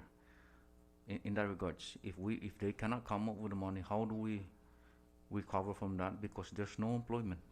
to recover from whatever that is already spent. That is That's true. why, like I said, I learned that 3 days ago they continue to receive, and some continue to receive the 345 that goes to their direct deposit. So that's why I was wondering, because it's, this is so sad that they're not qualified, and I was hoping that, because I know that we asked for them to be qualified because of to stimulate our economy with the spending here, but unfortunately the federal law does not qualify them. But the bottom line here is, how do they continue to receive when it's already been detected or identified that they're not qualified? Can your system goes in there and block those and stop sending it to finance for payment, or how do you guys deal with finance What we did, in rectifying that, because it's already been identified that they're not qualified? Because it's very hard for them when they receive and they spend, and there's no way that they can pay it back because they're not working. And I heard a lot are going back home because of companies that are shut down. And I don't know if we are able or we are authorized to hold them back when they are ready to go home, just to get back the money. This is something that we need to look into that, because if that continues to be processed and those people cannot pay it back, then I don't know how this is going to be, where we're going to go from here. I understand, Senator. As of a few days ago, 75 CW workers were identified as receiving poor benefits. 60 of them have returned 100% of the funding. For those who have not returned 100%, and we were probably anticipating, like you said, some of them have spent it, some of them are returning home, they're not going to return it. We've been in discussion with the U.S. Department of Labor about this particular issue. They are aware that we have a challenge. They are also aware of the fact that these CW workers are part of the community. And for us to demand that full payment be made, that's important. But they have also told us, do not try and put them at a poverty level, meaning be humane about this. I mean, everyone is suffering. CW workers, U.S. citizens, CNMI residents, everyone needs assistance. And so as we discuss with our BPC unit and the applicant who may have received inadvertently or purposely or by mistake these poor benefits, we are always taking in mind how can they pay back without putting them at a point where they are going to be starving, or even worse, undergoing medical conditions because of the stress from this poor program. But did you want to add to that, Jackie? Because Secretary, I saw the application that it says U.S. and alien, Right. and they're considered alien, right? They are considered alien, but And the they- application says qualified alien, which Yeah. allows them to receive poor So benefits. how in the application it doesn't specifically say what kind of alien That's they're right. in?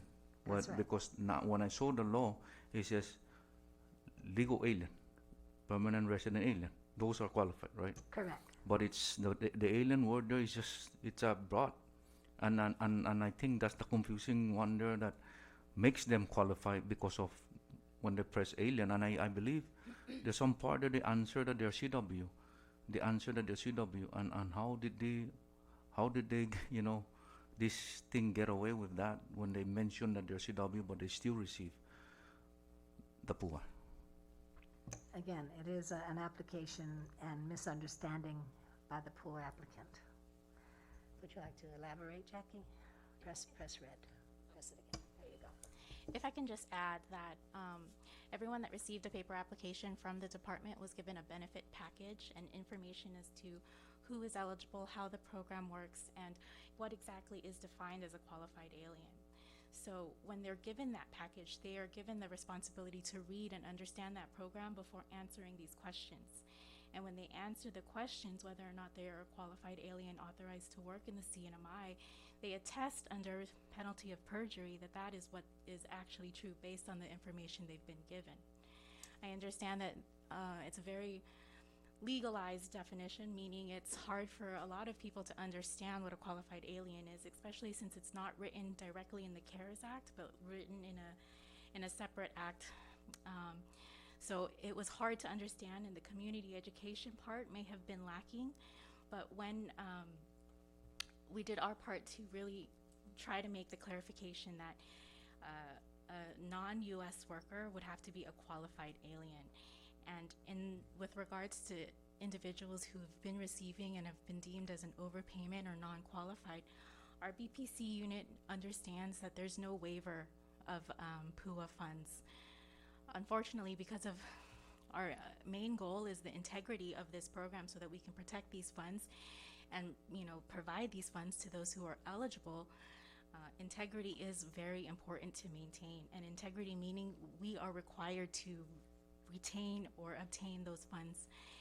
And there is no waiver for PUA funds. If someone is unable to pay at the moment because they are either below the poverty level or have spent the money or have sent the money away, we ask them to go on a payment plan.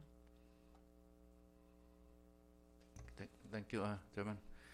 Now, Secretary, in the event that we don't recover those because they left and there's no way that we can recover unless the court tells them to stay and work and pay for that, are we gonna have problem in the long run with federal assistance in regards to PUA or stimulus? We have to show due diligence, Senator. We've tried as far as the procedures of trying to regain the funds or have the claimant repay the funds. If we don't get the funds back, it is really the claimant who's going to be on a fraud list. They are the ones who are going to be in more trouble than the CNMI government, who has shown due diligence in trying to obtain those funds back. And that's why the message was so confusing in the very beginning. We had to accept everyone's application, whether they are a U.S. citizen or not. The CNMI DOE had to accept. Now, whether they're qualified or not qualified, that's where the message says, here's the criteria for your eligibility for PUA. And as Jackie mentioned, in the handbook it states how you are eligible. If you're not eligible, this is why you're not eligible. But then again, many of them didn't even read the handbook or the instructions and just went ahead and trying to perhaps try their luck in trying to get the PUA benefits, as I mentioned. Yeah, that's why I mentioned earlier about an incident that I learned, that a lot of those CWs are received and they're in the same group, same company. Some did not receive, so they kind of like feel so bad, and they went back to labor on site to appeal. One person didn't get, but the others still receive. That's why the way I look at it, if it's already on site and they identify themselves as CW, how did that went through? How did that payment went through when they were both the same? One was disapproved, the other one still continued to, or the person continued to receive the assistance. So I'm just kind of like like wondering, how did one didn't disapprove and the other one approve? That's something, Senator, we'd have to see the individual application and look at it. And like I said, 3 days ago, I learned that they still continue to receive, CW still continue to receive. So, no offense for CW if they're not qualified because it's federal regulation. But the thing the reason why I'm saying this is to make sure that in the future we don't have problem with federal assistance and because we don't follow the guideline, or we miss and we overlook the application, and we might not. It might be an issue with them and not continue to provide a federal assistance to our community because of that matter. So I hope that your staff will look into those that are still continue to receive, and because like I said, if they go back home, it's very difficult to recover unless the courts do something, and still, even the court, how are you going to recover when they go back home without a job?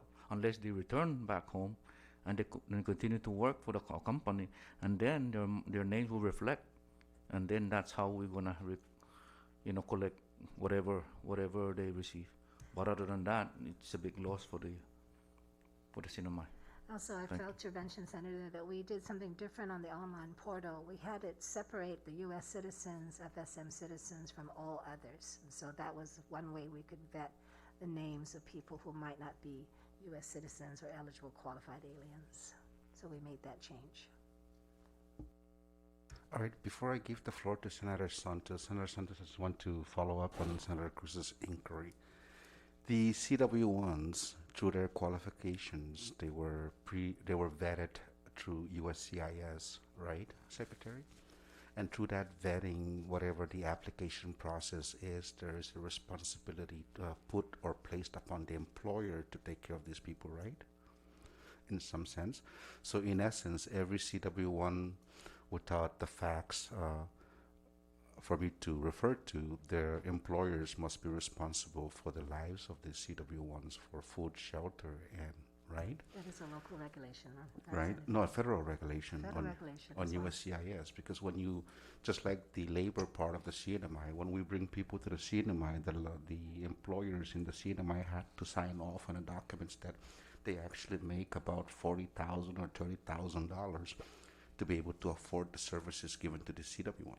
So I'm just wondering whether you have had any form of executive level discussion with USCIS to discuss the employers of these CW1s, whether these employers have taken the opportunity, if they still exist, to take care of the welfare of the CW1s who are suffering due to business shutdown, or legal ways of the employers to care for and take care of the expenses that were accrued by these CW1s, or the, for example, federal funds that the CW accessed, not necessarily intentionally, but used to survive, and that somebody must be responsible, that possibly that somebody would be that entity, the business who brought them in, whether they're still here or not. If they filed bankruptcy, then there's a legal process, possibly, to collect. I'm trying to respond, find ways to assist, and Senator Cruz in question about unmono, then we can collect. But I think possibly there may be a connection of collection via the employer who brought these people here, or sponsored these individuals, no? That's correct, Senator. And Jackie just reminded me about the interim final rules for CW workers in the CNMI were issued last year, April 2019. Yes, you're correct. It is the employer's responsibility. Yes, and so I know that we're all in a community in suffering, so I hope that there will be a collaboration of USCIS through this pandemic to the employers to find a way to help these employees to take care of these individuals that they've sponsored through this CW1 status. And that way we can help our community out. So everybody's taken care of. So now, Senator Santos. Thank you, Vice. And so, Secretary, you mentioned that there's about 2,000 more applications that have been approved that have yet to receive payments. Senator, they're being processed. They have not they're- yet been approved. Less than 2,000 paper applications are being Okay. processed. And so do you have the breakdown for that, let's say, per senatorial district? Let's say, do you know how many of those applications that have yet to be approved were submitted from Rhoda?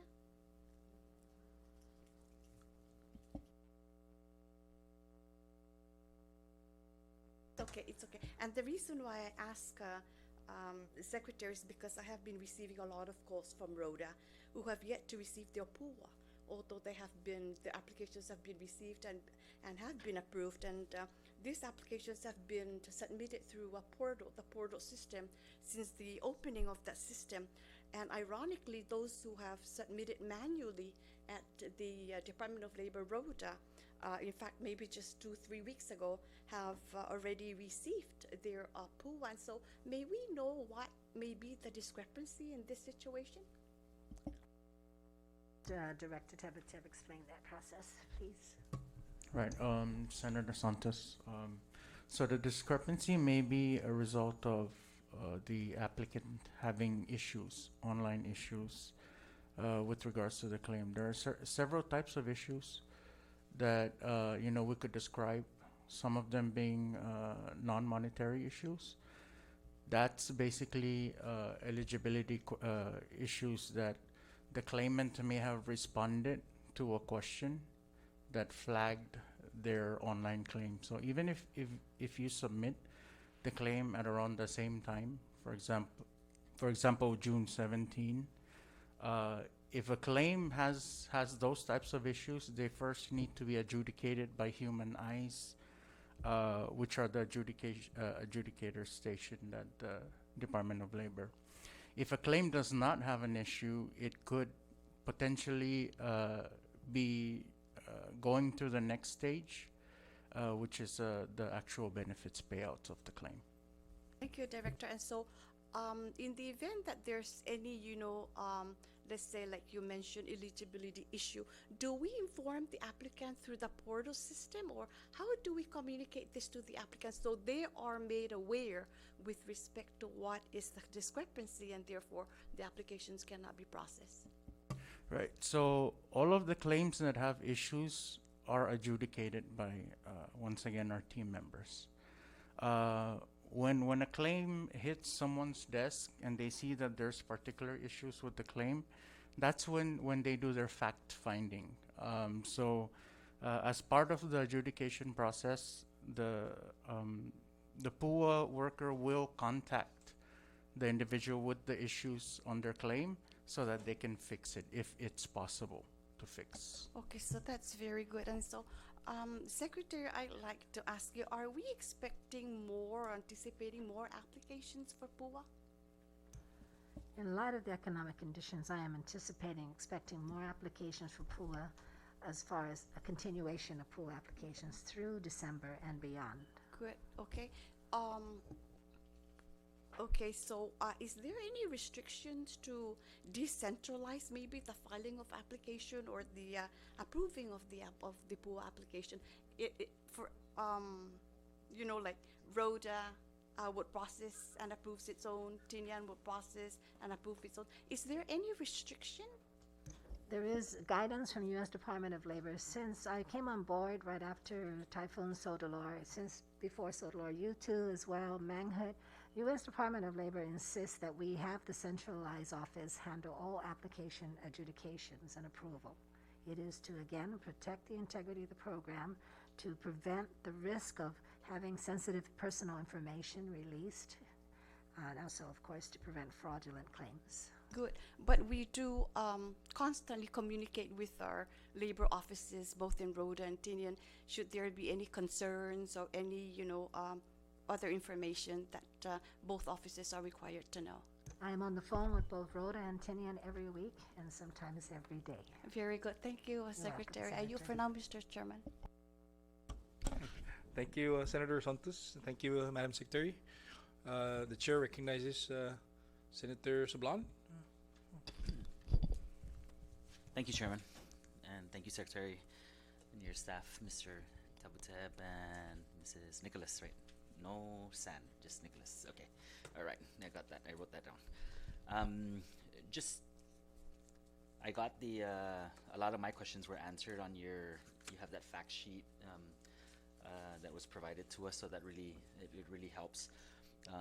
Just two simple questions. I know the benefits that have been received are they all ACH? I'm asking for those that have chose the option to receive a paper check. Have any of those individuals received their check to date, or is the agency still with the ACH applicants? Both ACH deposits and paper checks are ongoing now. So paper check recipients have been receiving as well. Yes. Already. Okay, so thank you. That's one. The next one was I know part of the application process you require a separation letter, correct, to complete their application process. Some of I have some neighbors, and they came up to me and they said that was the only thing left on their application, but they weren't sure if they could turn in their separation paper because it said termination, like they got terminated, opposed to so and so got is hereby laid off or furloughed. Um, does that make a difference or not? I mean, do you only have to? What if the employee was terminated from employment? Does he or she qualify or? That does make a difference. Was the employee terminated for cause? Because of there's a fact sheet that says 9 or 10 reasons for eligibility for PUA. It's all COVID-19 related. If you are an employee that has been terminated because of excessive absences and tardiness, that has nothing to do with COVID-19. You are deemed ineligible for PUA. You can apply, and when we see that the separation letter says you are terminated effective this date because of your excessive absences, of course that makes them ineligible for PUA. Okay, but if say the employer had to use that word terminated because say he or she had to close down shop or close down their business, as long as it's stated that, due to the unforeseen circumstances of the economic impact of COVID-19, we are unable to keep you employed, therefore I mean, sometimes they use those terminology, they just say, therefore we must terminate you. And then, That's so right. one of the members of the community, actually one of my neighbors was very, he didn't turn in he was afraid that he won't qualify. But I told him, I said, just turn it in. But I was unsure as well. I was like, man, maybe you probably might not qualify because I think it should say like furlough or laid off. But I just wanted to kind of qualify that and make sure that Yeah. that's the fact. As long as it's COVID-19 related, Okay. businesses will terminate employees because there's no operations, there's no customers, and so that is COVID-19 related. Okay, this is just a question that was asked Okay. more than once. So he hasn't came back, so he probably got his check. So thank you. That was it. Thank you. This is Masi, Senator Vini. Senator JQ. Thank you, Mr. Chairman. Secretary, this is the most frequent question that I'm being asked by applicants is the response time. There are a few applicants that have called me and their applications went through online, and since June, some are early July, and these applicants have even said that I help my colleagues with their applications and they already got their checks, but I'm still waiting for mine. And I have been sending emails after emails to labor, but no one is responding. I've been trying to calling and calling, but the lines are too busy. And so what is the duration of since you submit your application online to getting a response that either you approve or disapprove?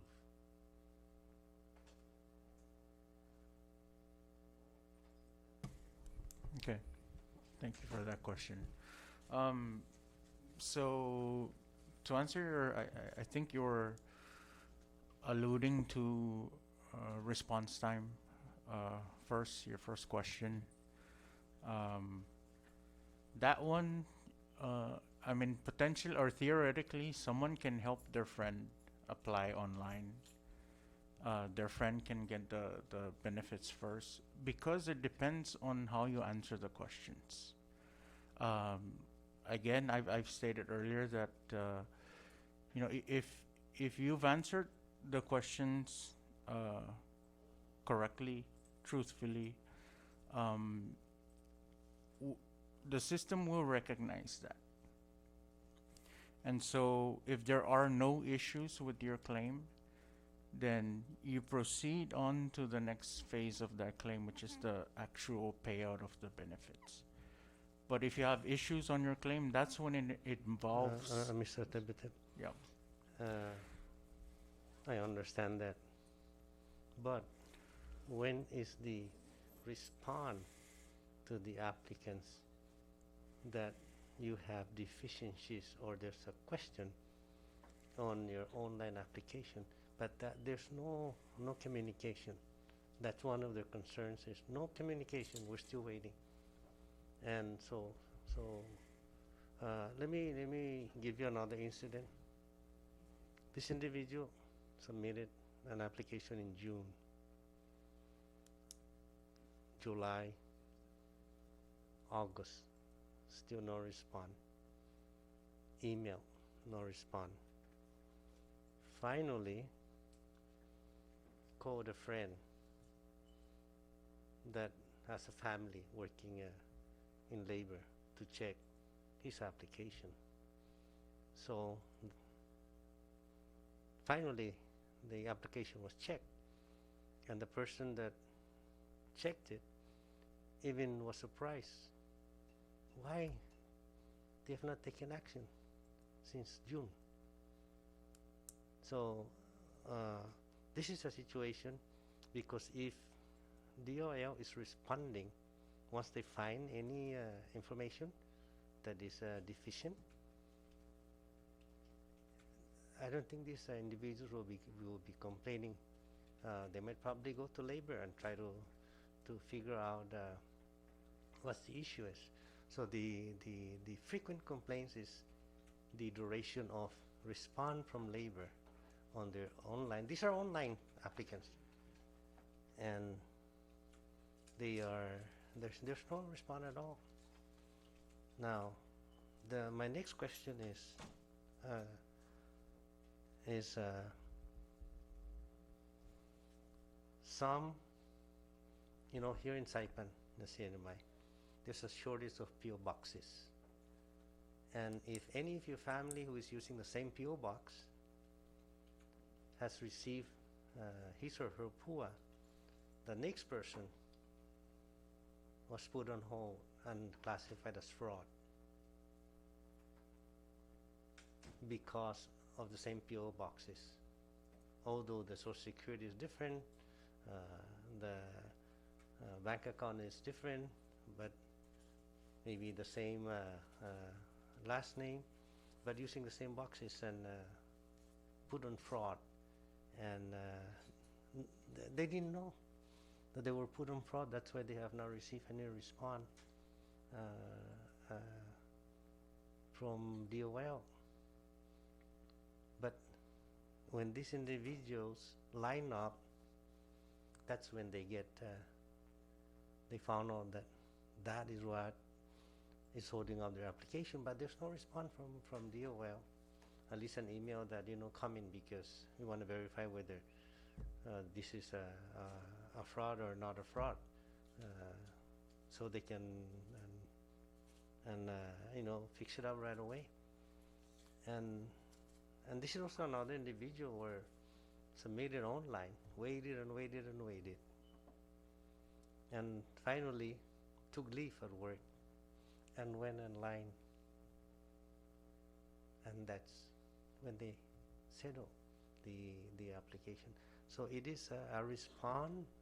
All they need is a response from DOL that come in or schedule, so that we can look at why they flag you and see if it is true or not true. So these are issues that I receive. They're being very patient, and these are not applicants that just submitted in August, but these are applicants that submitted weeks and weeks. And what really kind of bothers them is that their friends at work or colleagues, they're receiving it, and no, some are not receiving it, but they have not received anything from PUA. Why their applications are not being acted upon, and to top it is that they send emails, but there's still no response from emails. telephones is understood because it's so difficult to get in because I think everybody's calling into to DOL. So at least if that can be looked into. Now, in terms of, I was asked that I am, can I be eligible to receive PUA if I resign? That one I know for sure. I said no. It If you depends on your resign reason. voluntarily, It also depends, Chairman, on your reason. Residing because you have to, for example, take care of a sick member of the household who has COVID-19, you are eligible. no. The situation is different. Okay, The individual is to be terminated because of cause, but the individual decided to resign so that it will not show on his record that he was terminated. So I told him, I said, you're not eligible because you resigned, but you were supposed to be terminated because he told me that because of cause, but he resigned so it will not show up on his record. So is he eligible?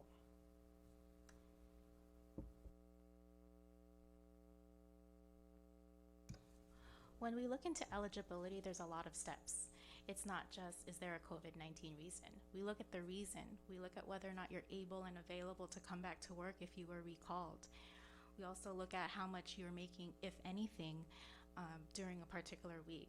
So that's not really enough information for us to, just based on the fact that he resigned because he wanted to forego being terminated, it's not really enough information for us or our adjudicators to give a definitive answer, which is why we encourage most people to submit those applications. Okay, but I told him that because you're gonna be terminated because of cause, and instead you decided to resign, you're not eligible. Because in the first place, the employer was kind enough to accept his resignation and not terminate him because of cause. I see. So for me, I think unless he lied to labor, that he just voluntarily resigned for something else and not supposed to be terminated. And do you suggest, Secretary, that applicants who have not received any response from DOL, who have submitted the applications online for weeks, to line up and find out what's going on? yes, Senator, I do. We have hundreds of people being helped at those lines. 500 people come up to the Labor Department and they get their applications processed on the spot. They get documents uploaded, they have our questions answered, they have proof of layoff, proof of furlough, proof of unemployment. Yes, I suggest that. If we could make the simpler process, we would. But again, protecting this program, the integrity of the program, is our goal, and helping our people is the second goal. It's not an easy process either way. We've tried going out to the community, and has proven to be more difficult to bring things down somewhere else and accept applications, and then the risk of losing that information.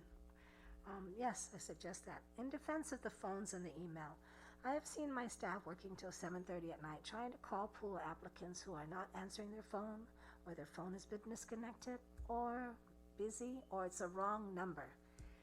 It's not like we're not trying. We have been trying to contact all pool applicants from day one to please correct any inaccurate information, incorrect information on your pool application. That's our goal. May I address the second question about P.O. boxes? P.O. boxes is very common in the CNMI for family members to share, 5, 10 people in one mailbox. And so that's a red flag for the U.S. Department of Labor as far as fraudulent claims possible. And so we asked our portal online system to make it 10 or more people on the same P.O. box and not flag if there's 10 or more people because it's so common in the CNMI. So that's something that we changed as soon as we figured out that, wow, there's a lot of people being put on the fraud list because 5 of them are, sisters, brothers, cousins, friends using, or even fellow employees using the same P.O. box, which is a federal red flag. It's how we determined this is a possible fraudulent claim. So we made changes to the portal for that particular issue. Thank you. Okay, thank you, Secretary, because now that DOA realized that not enough PO boxes in the CNMI to for everyone to avail to, and hopefully those that were flagged as fraud because of PO boxes are being rectified so that they can be processed. So now that it's clear on the CW, I've been asked by many CWs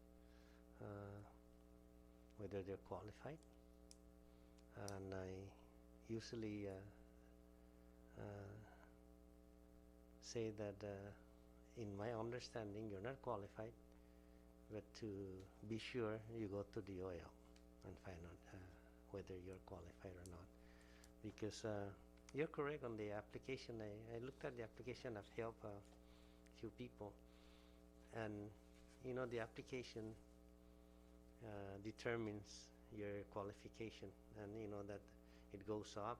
If everything is completed here, you qualified, you go to the next phase, and then your qualification continues to go up. If anything that is not clear, you cannot go to the next page. It flags you that you have to provide this and that, and if you provide it correctly, that's when you move to the next one. So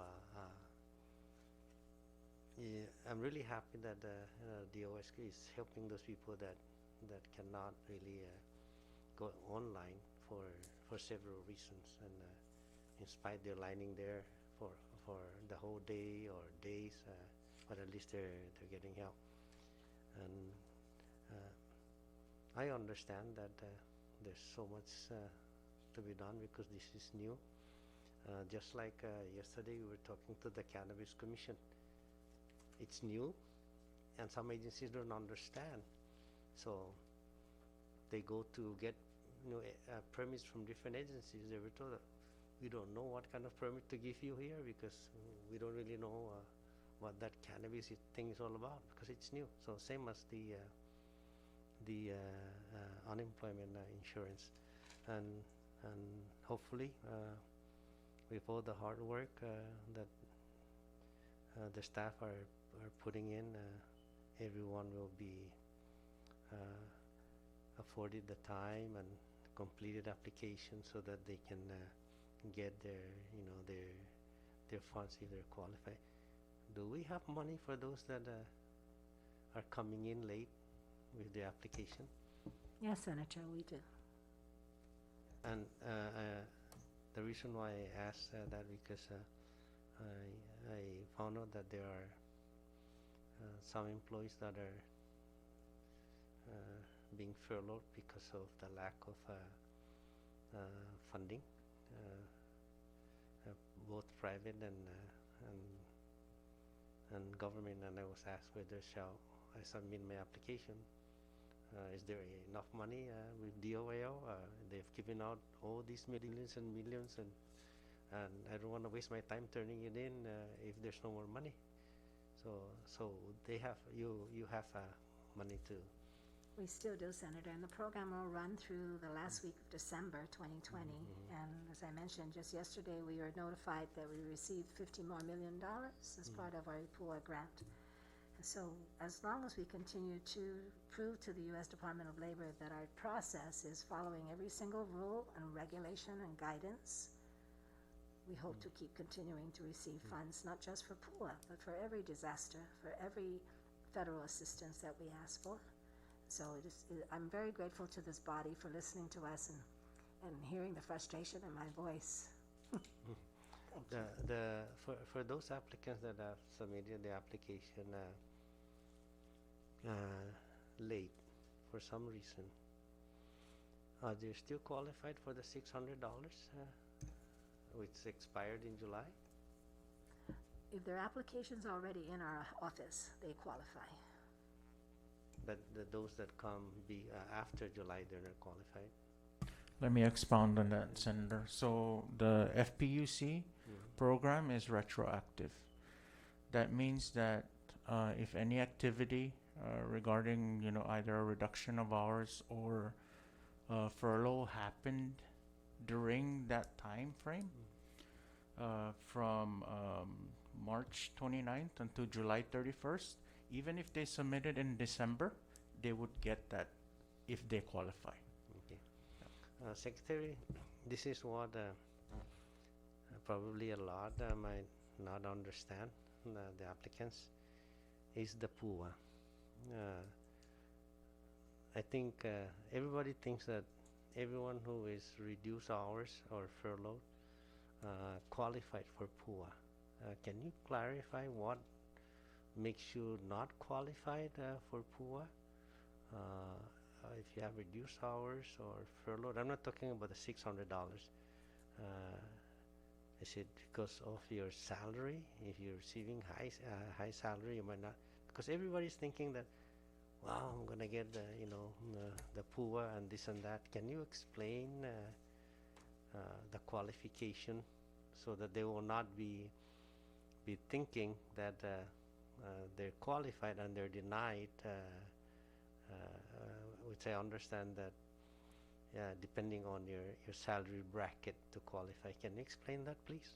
There's other criteria, Senator, not just salary, but it could be a reason of being able to work and refusing to work will not qualify them for PUA. They are eligible for PUA if they have been furloughed or terminated as a direct result of COVID-19. I hope I'm answering your question. There's several reasons that will qualify you for PUA, and other than salary, there's other reasons that will not qualify you for PUA. Can you explain on the salary part? If you're earning so much, you're not qualified to receive PUA. The threshold? If you're earning more, let's say you have a reduced hour, and then are you qualified if you're earning more than what is available at PUA? Let's say that you're earning $500 a week and you reduce hours. Do you qualify to get PUA? We have what is called an earnings disregard of $150. I'm looking at an example here. If you earn $500 a week, we subtract $150 from those earnings to get a net income of $350, which makes you eligible for PUA and FPUC. I'm sorry. If I could just add to that. Basically, we follow Hawaii law with regards to the earnings disregard, and that's based on the regulations that created this program or are based on this program. Under Hawaii law, there is a concept called earnings disregard, meaning we're going to disregard the first $150 that you make in a week. And we disregard it, and it works to you as a credit, basically. So if someone is making $500, they submit, the information that they make $500 in 1 week. What we do on our end during adjudication and processing is we calculate based on the earnings that they report, which is the 500. We subtract the 150, so that gives us 350. Now, 350 is above the 345 WBA, meaning weekly benefit amount. When you exceed the weekly benefit amount, you do not qualify. You're considered monetarily ineligible.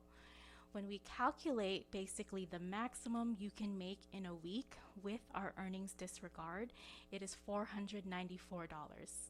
Mind you, when you make $494, you get $1 of PUA. During PUA, during the FPUC period, that $1 of PUA will qualify you for an additional $600 of FPUC. So during that time period, it really makes a difference. But we always have to subtract your earnings and your reported earnings from the WBA to determine whether or not you're eligible. Okay, thank you for that clarification. Somebody asked me yesterday, Secretary, a retiree, that because of the pandemic, there's not enough money to pay the 25% of the retirees' pension.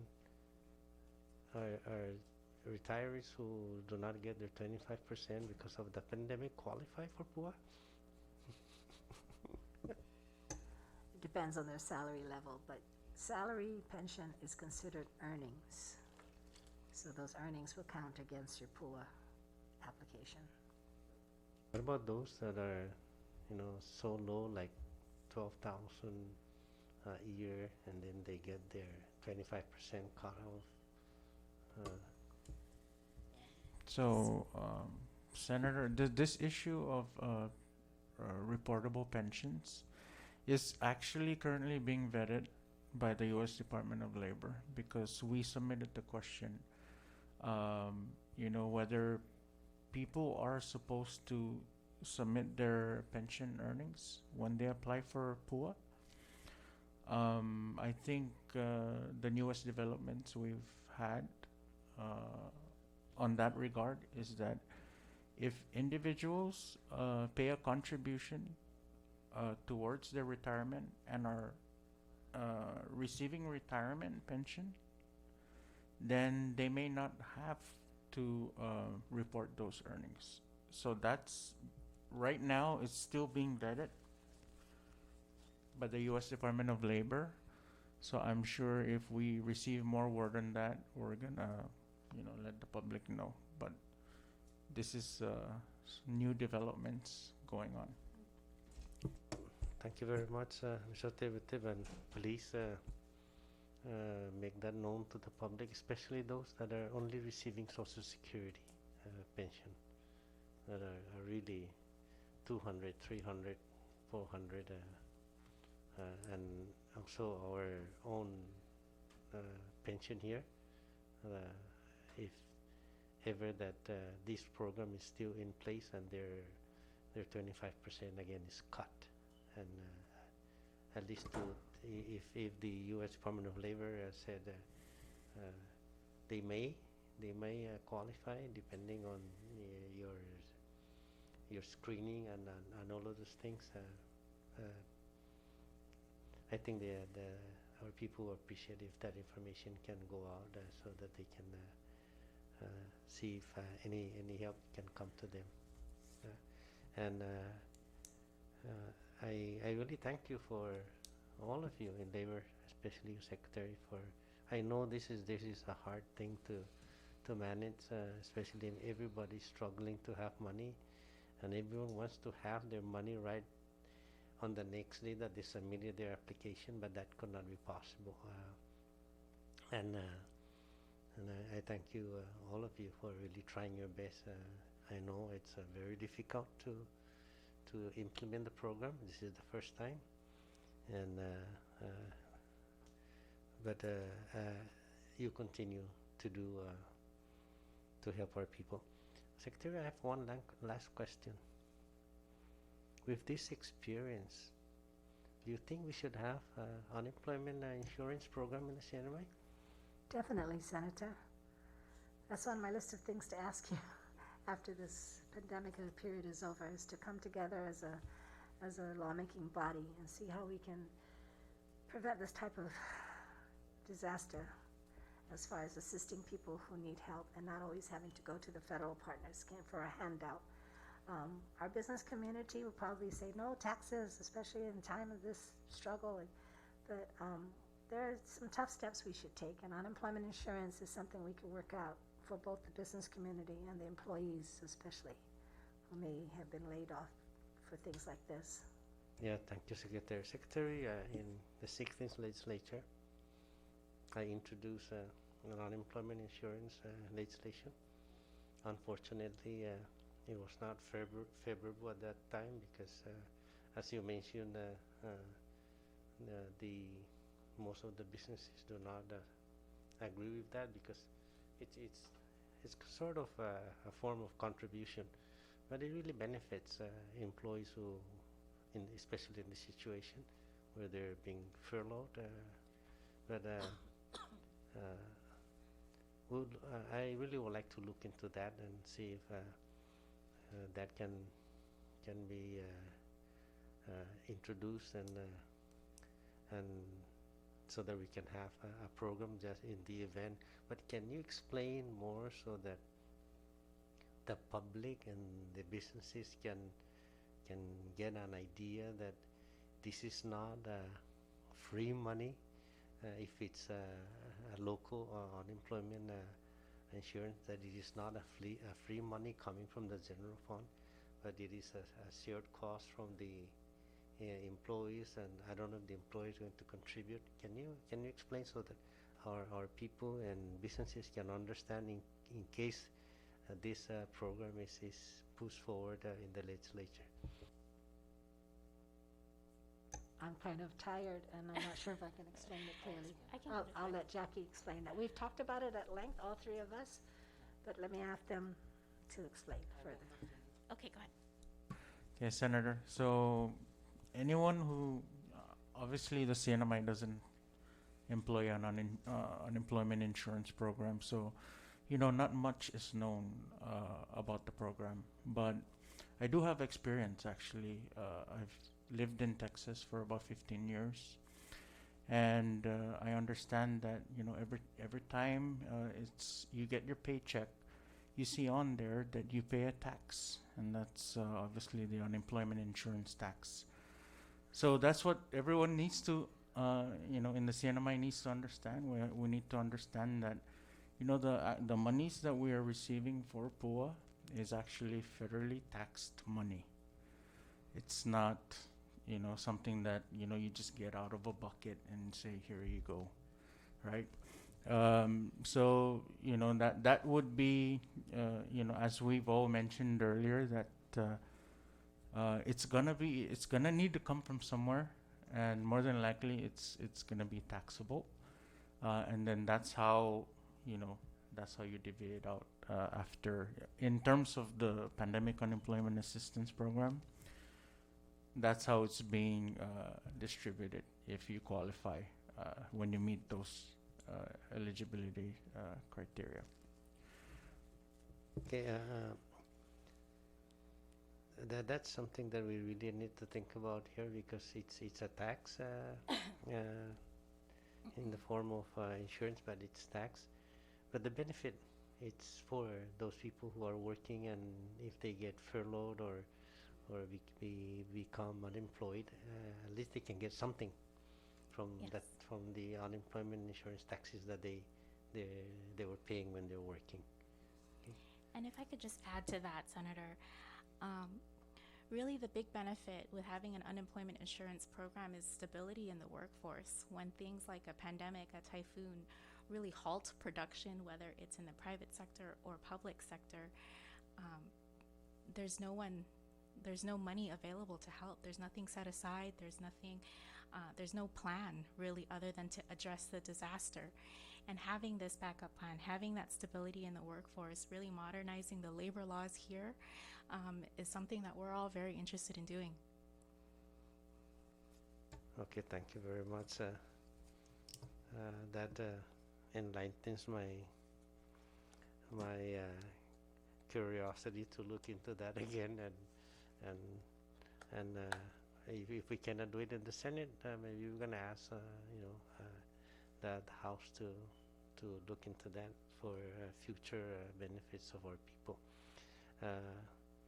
Thank you, Mr. Tebete, for making that clear, that it's not free money that is coming out to our people, because a lot of people, when the stimulus check came out, said, oh, that's free money from the US government, but actually they are advancing your tax, and in 2021 you're gonna, or 2020, you have to pay back, or they have to offset it. And then when PUA came and the FPAC said, oh, another free money from the US, but actually it's the US taxpayers that are helping us over the years, so we have to be grateful with that, and thank you for clarifying that to our people, that it's not free money that the US Congress just pull out from the bucket and give it to us to give to our people. Again, Secretary and all your staff, thank you for trying your best in spite of all the complaints and comments, and but eventually you're gonna be receiving, and we're gonna be receiving less calls because now it's moving faster and faster. So thank you again, Mr. Chairman. Thank you very much. This was Masi, floor leader. And I think most of the questions that I'm supposed to ask have actually been asked, no? And everyone here, as well as the community, no, appreciates the efforts. It's the patience and the understanding is the one that's being challenged one way or another. I wanted to, Secretary, I wanted to maybe just a quick guidance as to what is really what's the FAQs that our applicants or our clients or your clients in this case normally post to you guys, whether email, social media, or whatever, or a phone call. What's the most common requests, or I don't want to say complaint, but the concerns that they raise to your office? Well, especially now that the system is working a lot faster, those who haven't received a pool of benefit determination, the most common request is, when am I going to be notified? As Senator mentioned, when am I going to get some kind of notice from the Department of Labor? That's the most common one. They just want to know, what is the status of their pool application? And as I mentioned, it's a two-way communication challenge. Us getting a hold of the applicant getting a hold of the Department of Labor. But we believe with more staff and assistance, and I also had an additional building that we borrowed from another government agency, putting more staff in there, putting in more telephone lines, these issues will be resolved very, very soon. Thank you, Secretary. So as far as the adjudication process, we've heard it. CNMI being a fragmented Commonwealth, no, Rhode and Tinian for that matter. We hear it. Why isn't there an adjudicator on the island so that we can assist the people there that are in need of questions? On the same token, can you clarify really what is the background, or what is the driving force behind not having that policy set in stone in the beginning for them viewing public? As far as not having an adjudicator on Tinian and Rhoda, again, going back through previous public assistance programs from the federal government, after Sodalor, after U2, Manghun, and so forth, it is the mandate of the department to protect the integrity of the program. And I believe there were some cases where adjudication was allowed to take place in other senatorial districts, and there were problems and challenges with the adjudication being done. There were some issues with incorrect and possibly fraudulent claims being processed. So that's the underlining based on past experience, no?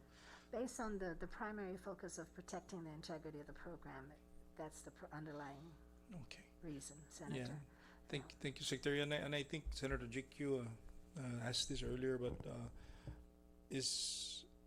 I'm not quite sure if it's answered, but I think you just did. The challenge of providing the proper phone code for a callback and the communication barrier, because I hear it too. They ask me, I sent this, and they said they're going to respond back. It's been 3 days, this and that. So is it safe to say that there may be other elements of challenges, not necessarily with your agency, but with other underlying concerns during the process that caused the delay?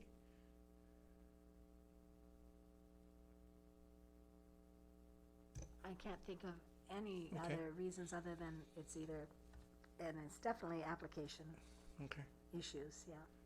Okay, so, But yeah. Senator, may I also add, Chairman, that we've discussed, if it wasn't for COVID-19, I was going to definitely consider having adjudicators on Tinian and Rhoda. Yes. But because of the challenge with the health issue and the challenge of the second most important primary focus is protecting the integrity of the program.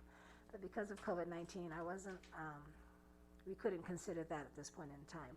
We were not going to send our team there or have other people traveling back and forth to train, for example, to set up the system. Another reason, everything had to stay on Saipan just to protect two things: the integrity of the program, to protect the staff and the general public from COVID-19. Okay, but I'm certain that the representation on the both islands are being briefed constantly, no, through the week and trained. Definitely. Okay. My next question is the PUA. Is taxable? Is it something that you can report to as what's indicated earlier with the stimulus?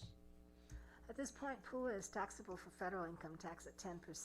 If you're asking is PUA taxable for the CNMI, that's something we haven't really addressed with the U.S. Department of Labor, have we?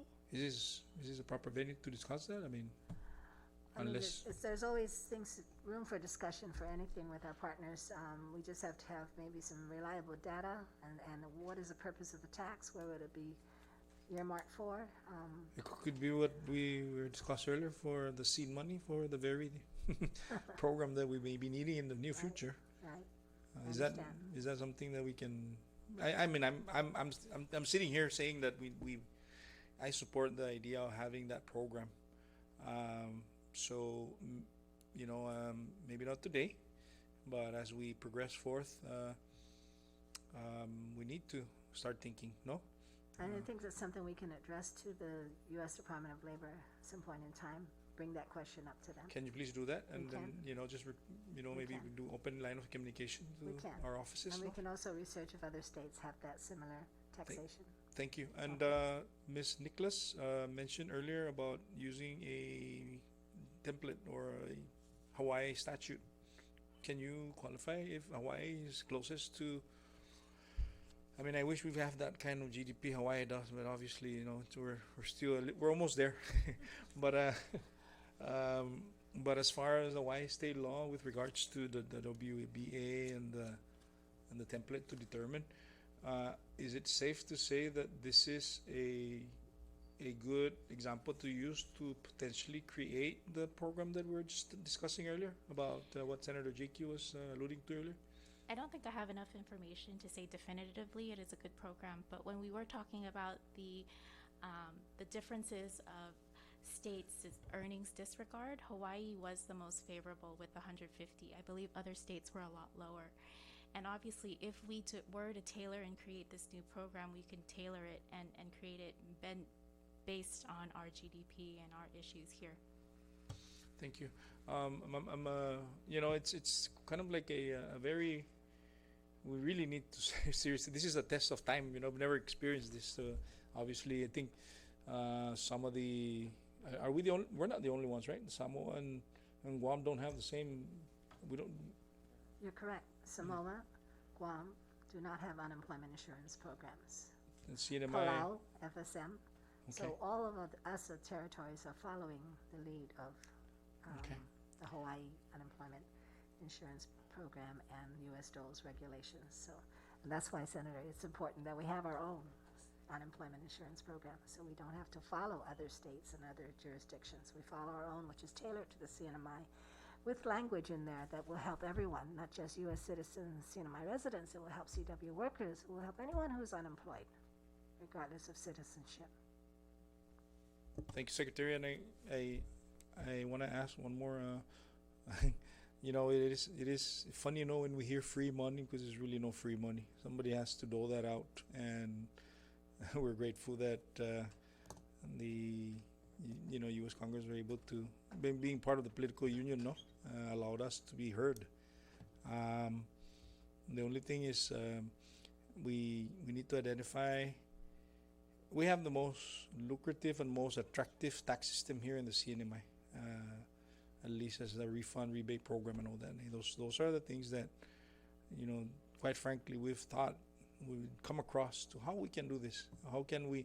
Because everyone gets it, right? It doesn't matter if you're a public agency employee or whatever your status is. If you pay in the tax, you get it back.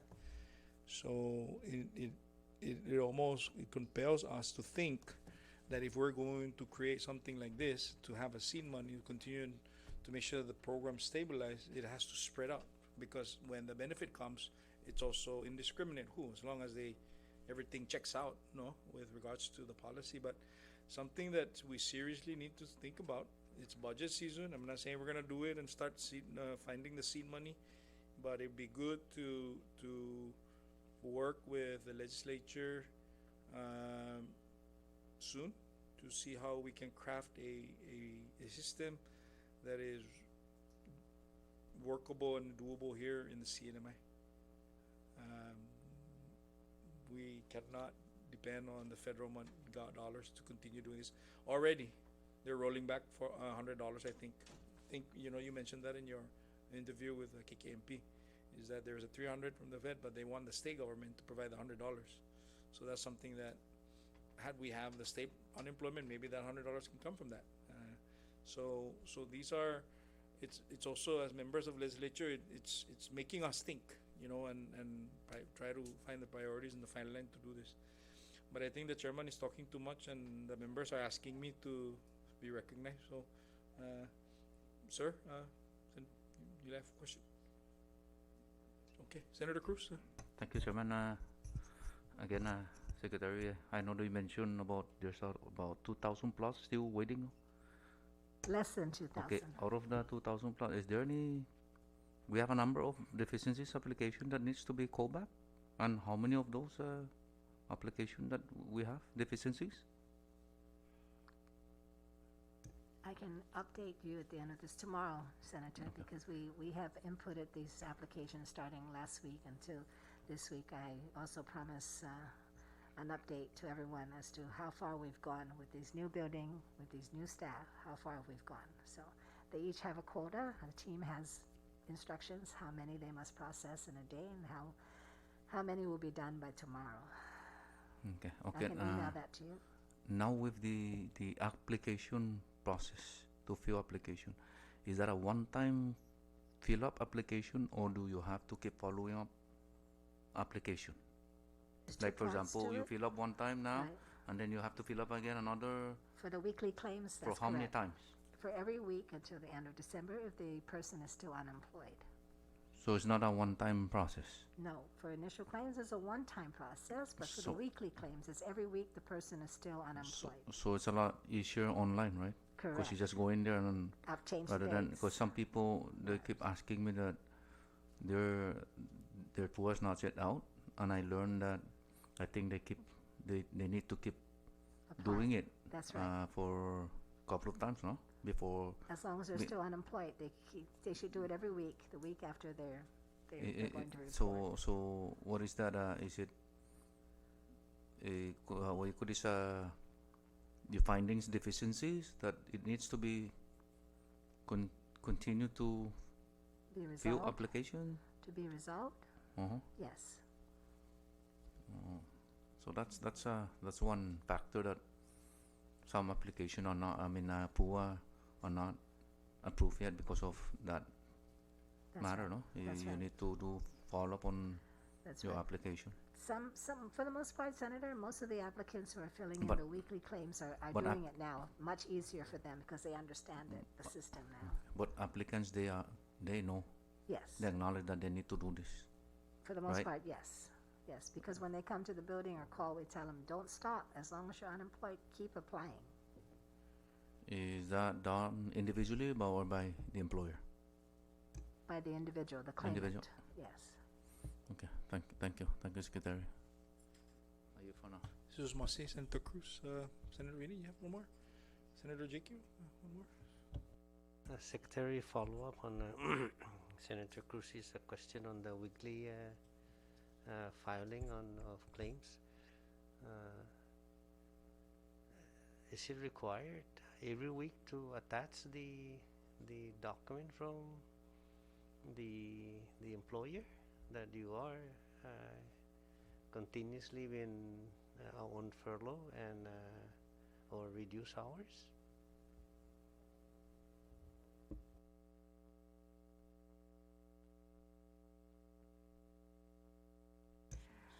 One thing unique about PUA is called the self-certification. if an employee, a former employee, a laid-off applicant certifies that he is still unemployed, there's no need to keep attaching documents to every week. Because I saw a document says that effective this time, the reduced hours until such time.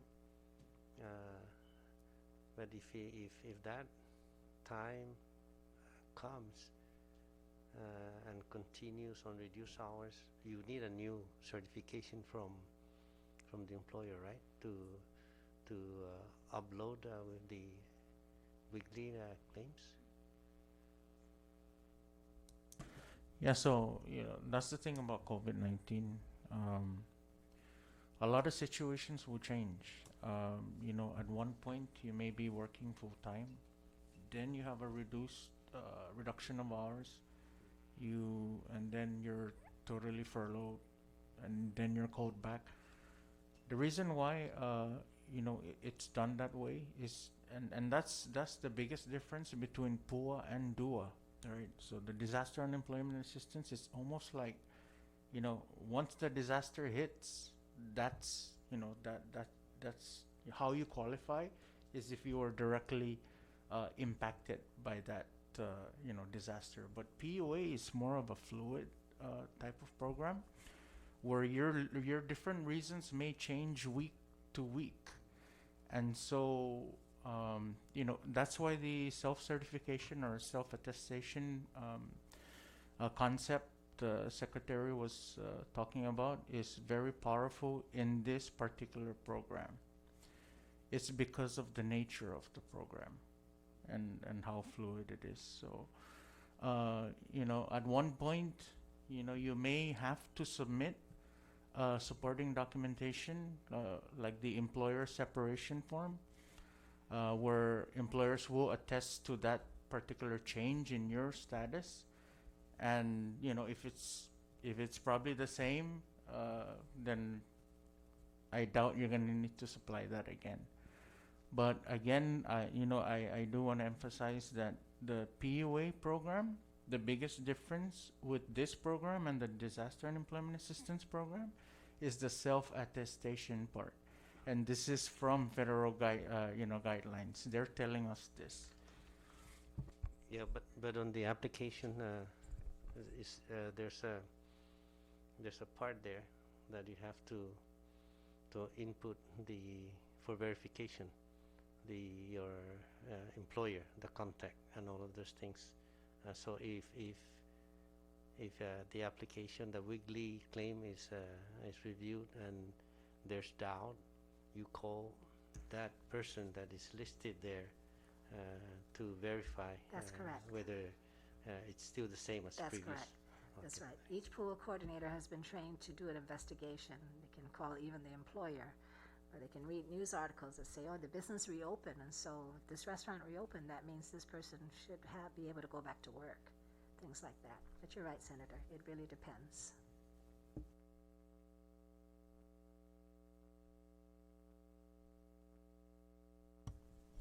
Thank you, Senator GQ. I think for one more time, Senator Cruz. Just clarification, Secretary, on the qualification on 345, is that based on your salary threshold? It doesn't matter. It's all the same. One more time on the On the question. 345 per week, is that based on threshold to receive the 345, or it doesn't matter how much you're making, you still receive? If you qualify, you still receive 345. No, it does depend on your salary. So it doesn't matter, right? It does matter. It does. Your earnings are taken into consideration, or your lack of earnings, right? Sure. So are you talking about like your overall salary, annual salary, how much you make? Yeah. Yeah, so it doesn't matter if you made $1 million for 1 year. The highest amount you're gonna get is $345. So because I'm hearing in the beginning that there's a salary guideline, like for example, you're making 40 or 40,000, you receive, the more you make, the more chances you get at 345. But now I'm hearing that it doesn't matter, right? No. So everybody gets the same. Everybody gets the maximum of all right, okay. $345. Plus, if you are within the FPEC time frame, 600. So the most you can make is $945. Okay. Thank you. Except that full amount also subtracts whatever earnings you make for that particular week you're claiming.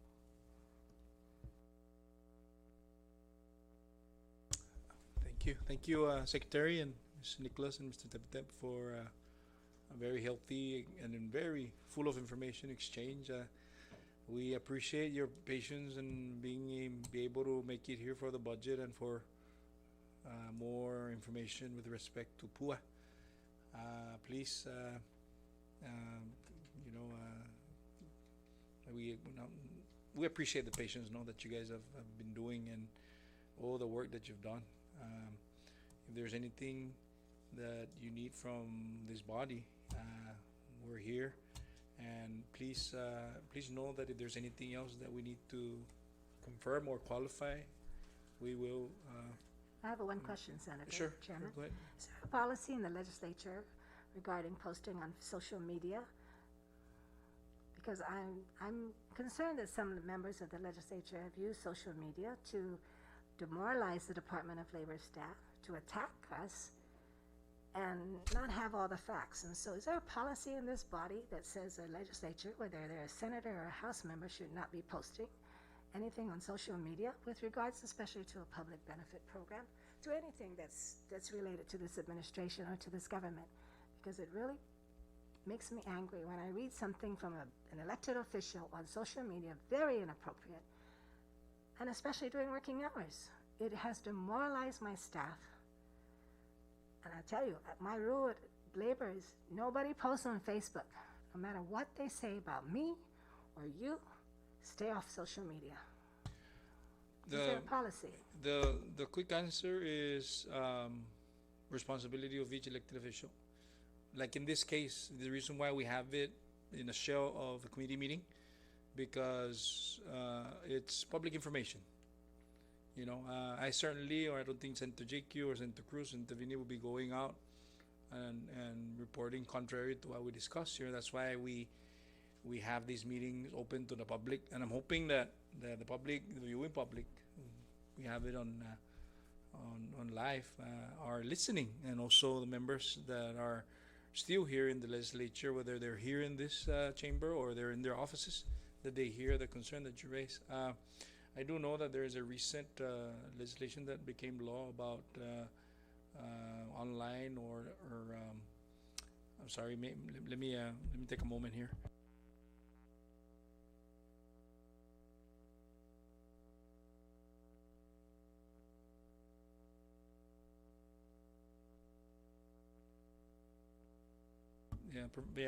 Forgive me, but I do know that we just recently, not most recent, but a couple years ago, there was a prohibiting for anyone from not just elected official, but everybody from going out on social media or doing a character.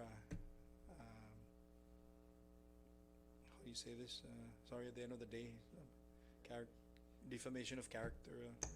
Thank you, Chairman. I just had to put that out there because my staff have asked me many times, can you ask this particular representative in the House to stop attacking us because he doesn't know anything about this pool program except to criticize? I'm sorry, I'm going off the subject. It's okay, Secretary, and that's a valid question. Perhaps it's appropriate. Don't maybe not answer in that venue, but do a letter, formal letter, say you saw this and that, and you want to correct him or her on the notion of what has been posted out, because it's creating a stir and it's creating a misinformation on what actually Department of Labor is doing to administer this.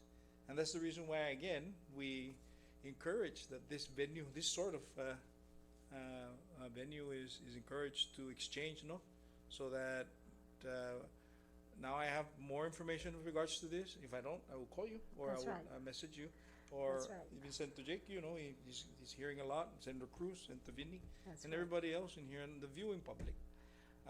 But to your question earlier,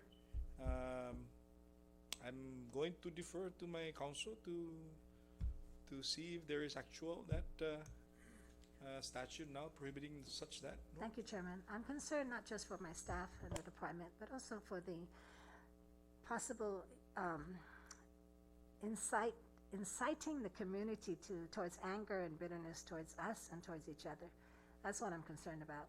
And I see it being done by someone whose voice is heard by the people, listened to, and respected. And I respect the right to freedom of speech, but I don't respect defamation of character or attacking this department who is working very hard. Thank you, Secretary. And it sounded like you are, and it's good that you mentioned this, but your voice didn't change from being very active to being disappointed. So that's good. You got this down. Senator Jiki. Well, just to clarify that each house has its own rules, and our rules here may not be the same as the house. However, the rules that we have here in the Senate are rules for guidance, and also to ensure that the conduct of the senators here are professional. So I cannot say anything about the House rules, because they come up with their own rules. We have our own rules. So there are many instances. For example, myself, I never call any department head. I get complaints. I try to explain the situation, and for us over here, if there's just too many complaints, we call in the department head. For example, like today, we call you in so that you can explain to us, rather than going out to the media and criticizing the department or any social media, or calling you and start blasting you on the phone. So I think all of us here are pretty much understand our boundaries as senators, and there are probably some of us that might call just to find information or relay the concerns, but we are careful with our action also as senators here in the Senate. Thank you, Chairman. Thank you, Senators, for your time. I just had to put that out there because my staff kept asking me, can you ask them about that social media posting? Because we are servants of the people, are we not? Including myself and my staff. We are servants of the people. And what we say, people listen.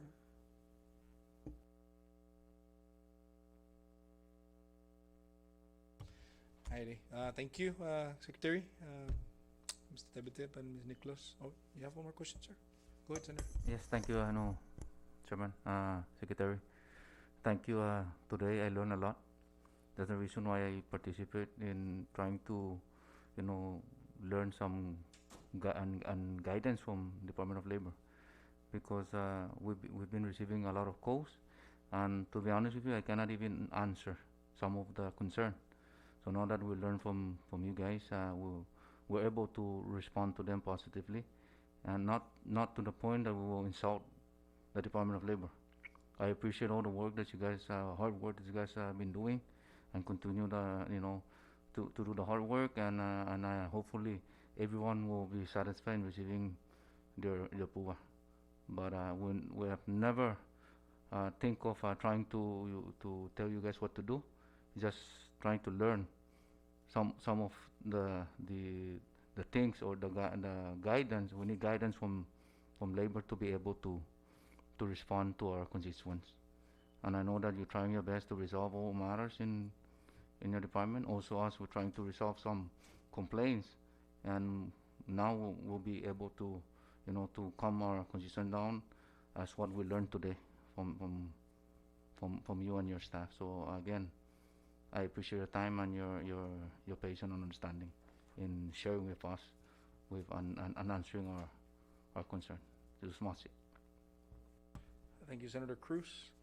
So this brings us to conclusion, having to conclude this meeting. And I thank again Secretary of Labor, Vicky Benavente, Mr. Tebetep, and Ms. Nicholas for being here for both items.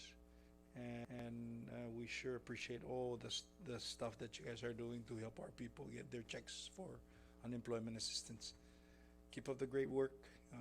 We're here if there's anything else that we need to assist with. With that, I'd like to entertain a motion to adjourn this meeting. So moved and seconded. All those in favor of the motion to adjourn this committee meeting, please say aye. All those opposed say nay. Motion carries. Standing Committee on Fiscal Affairs, Budget, and Informational Hearing stands adjourned. Thank you.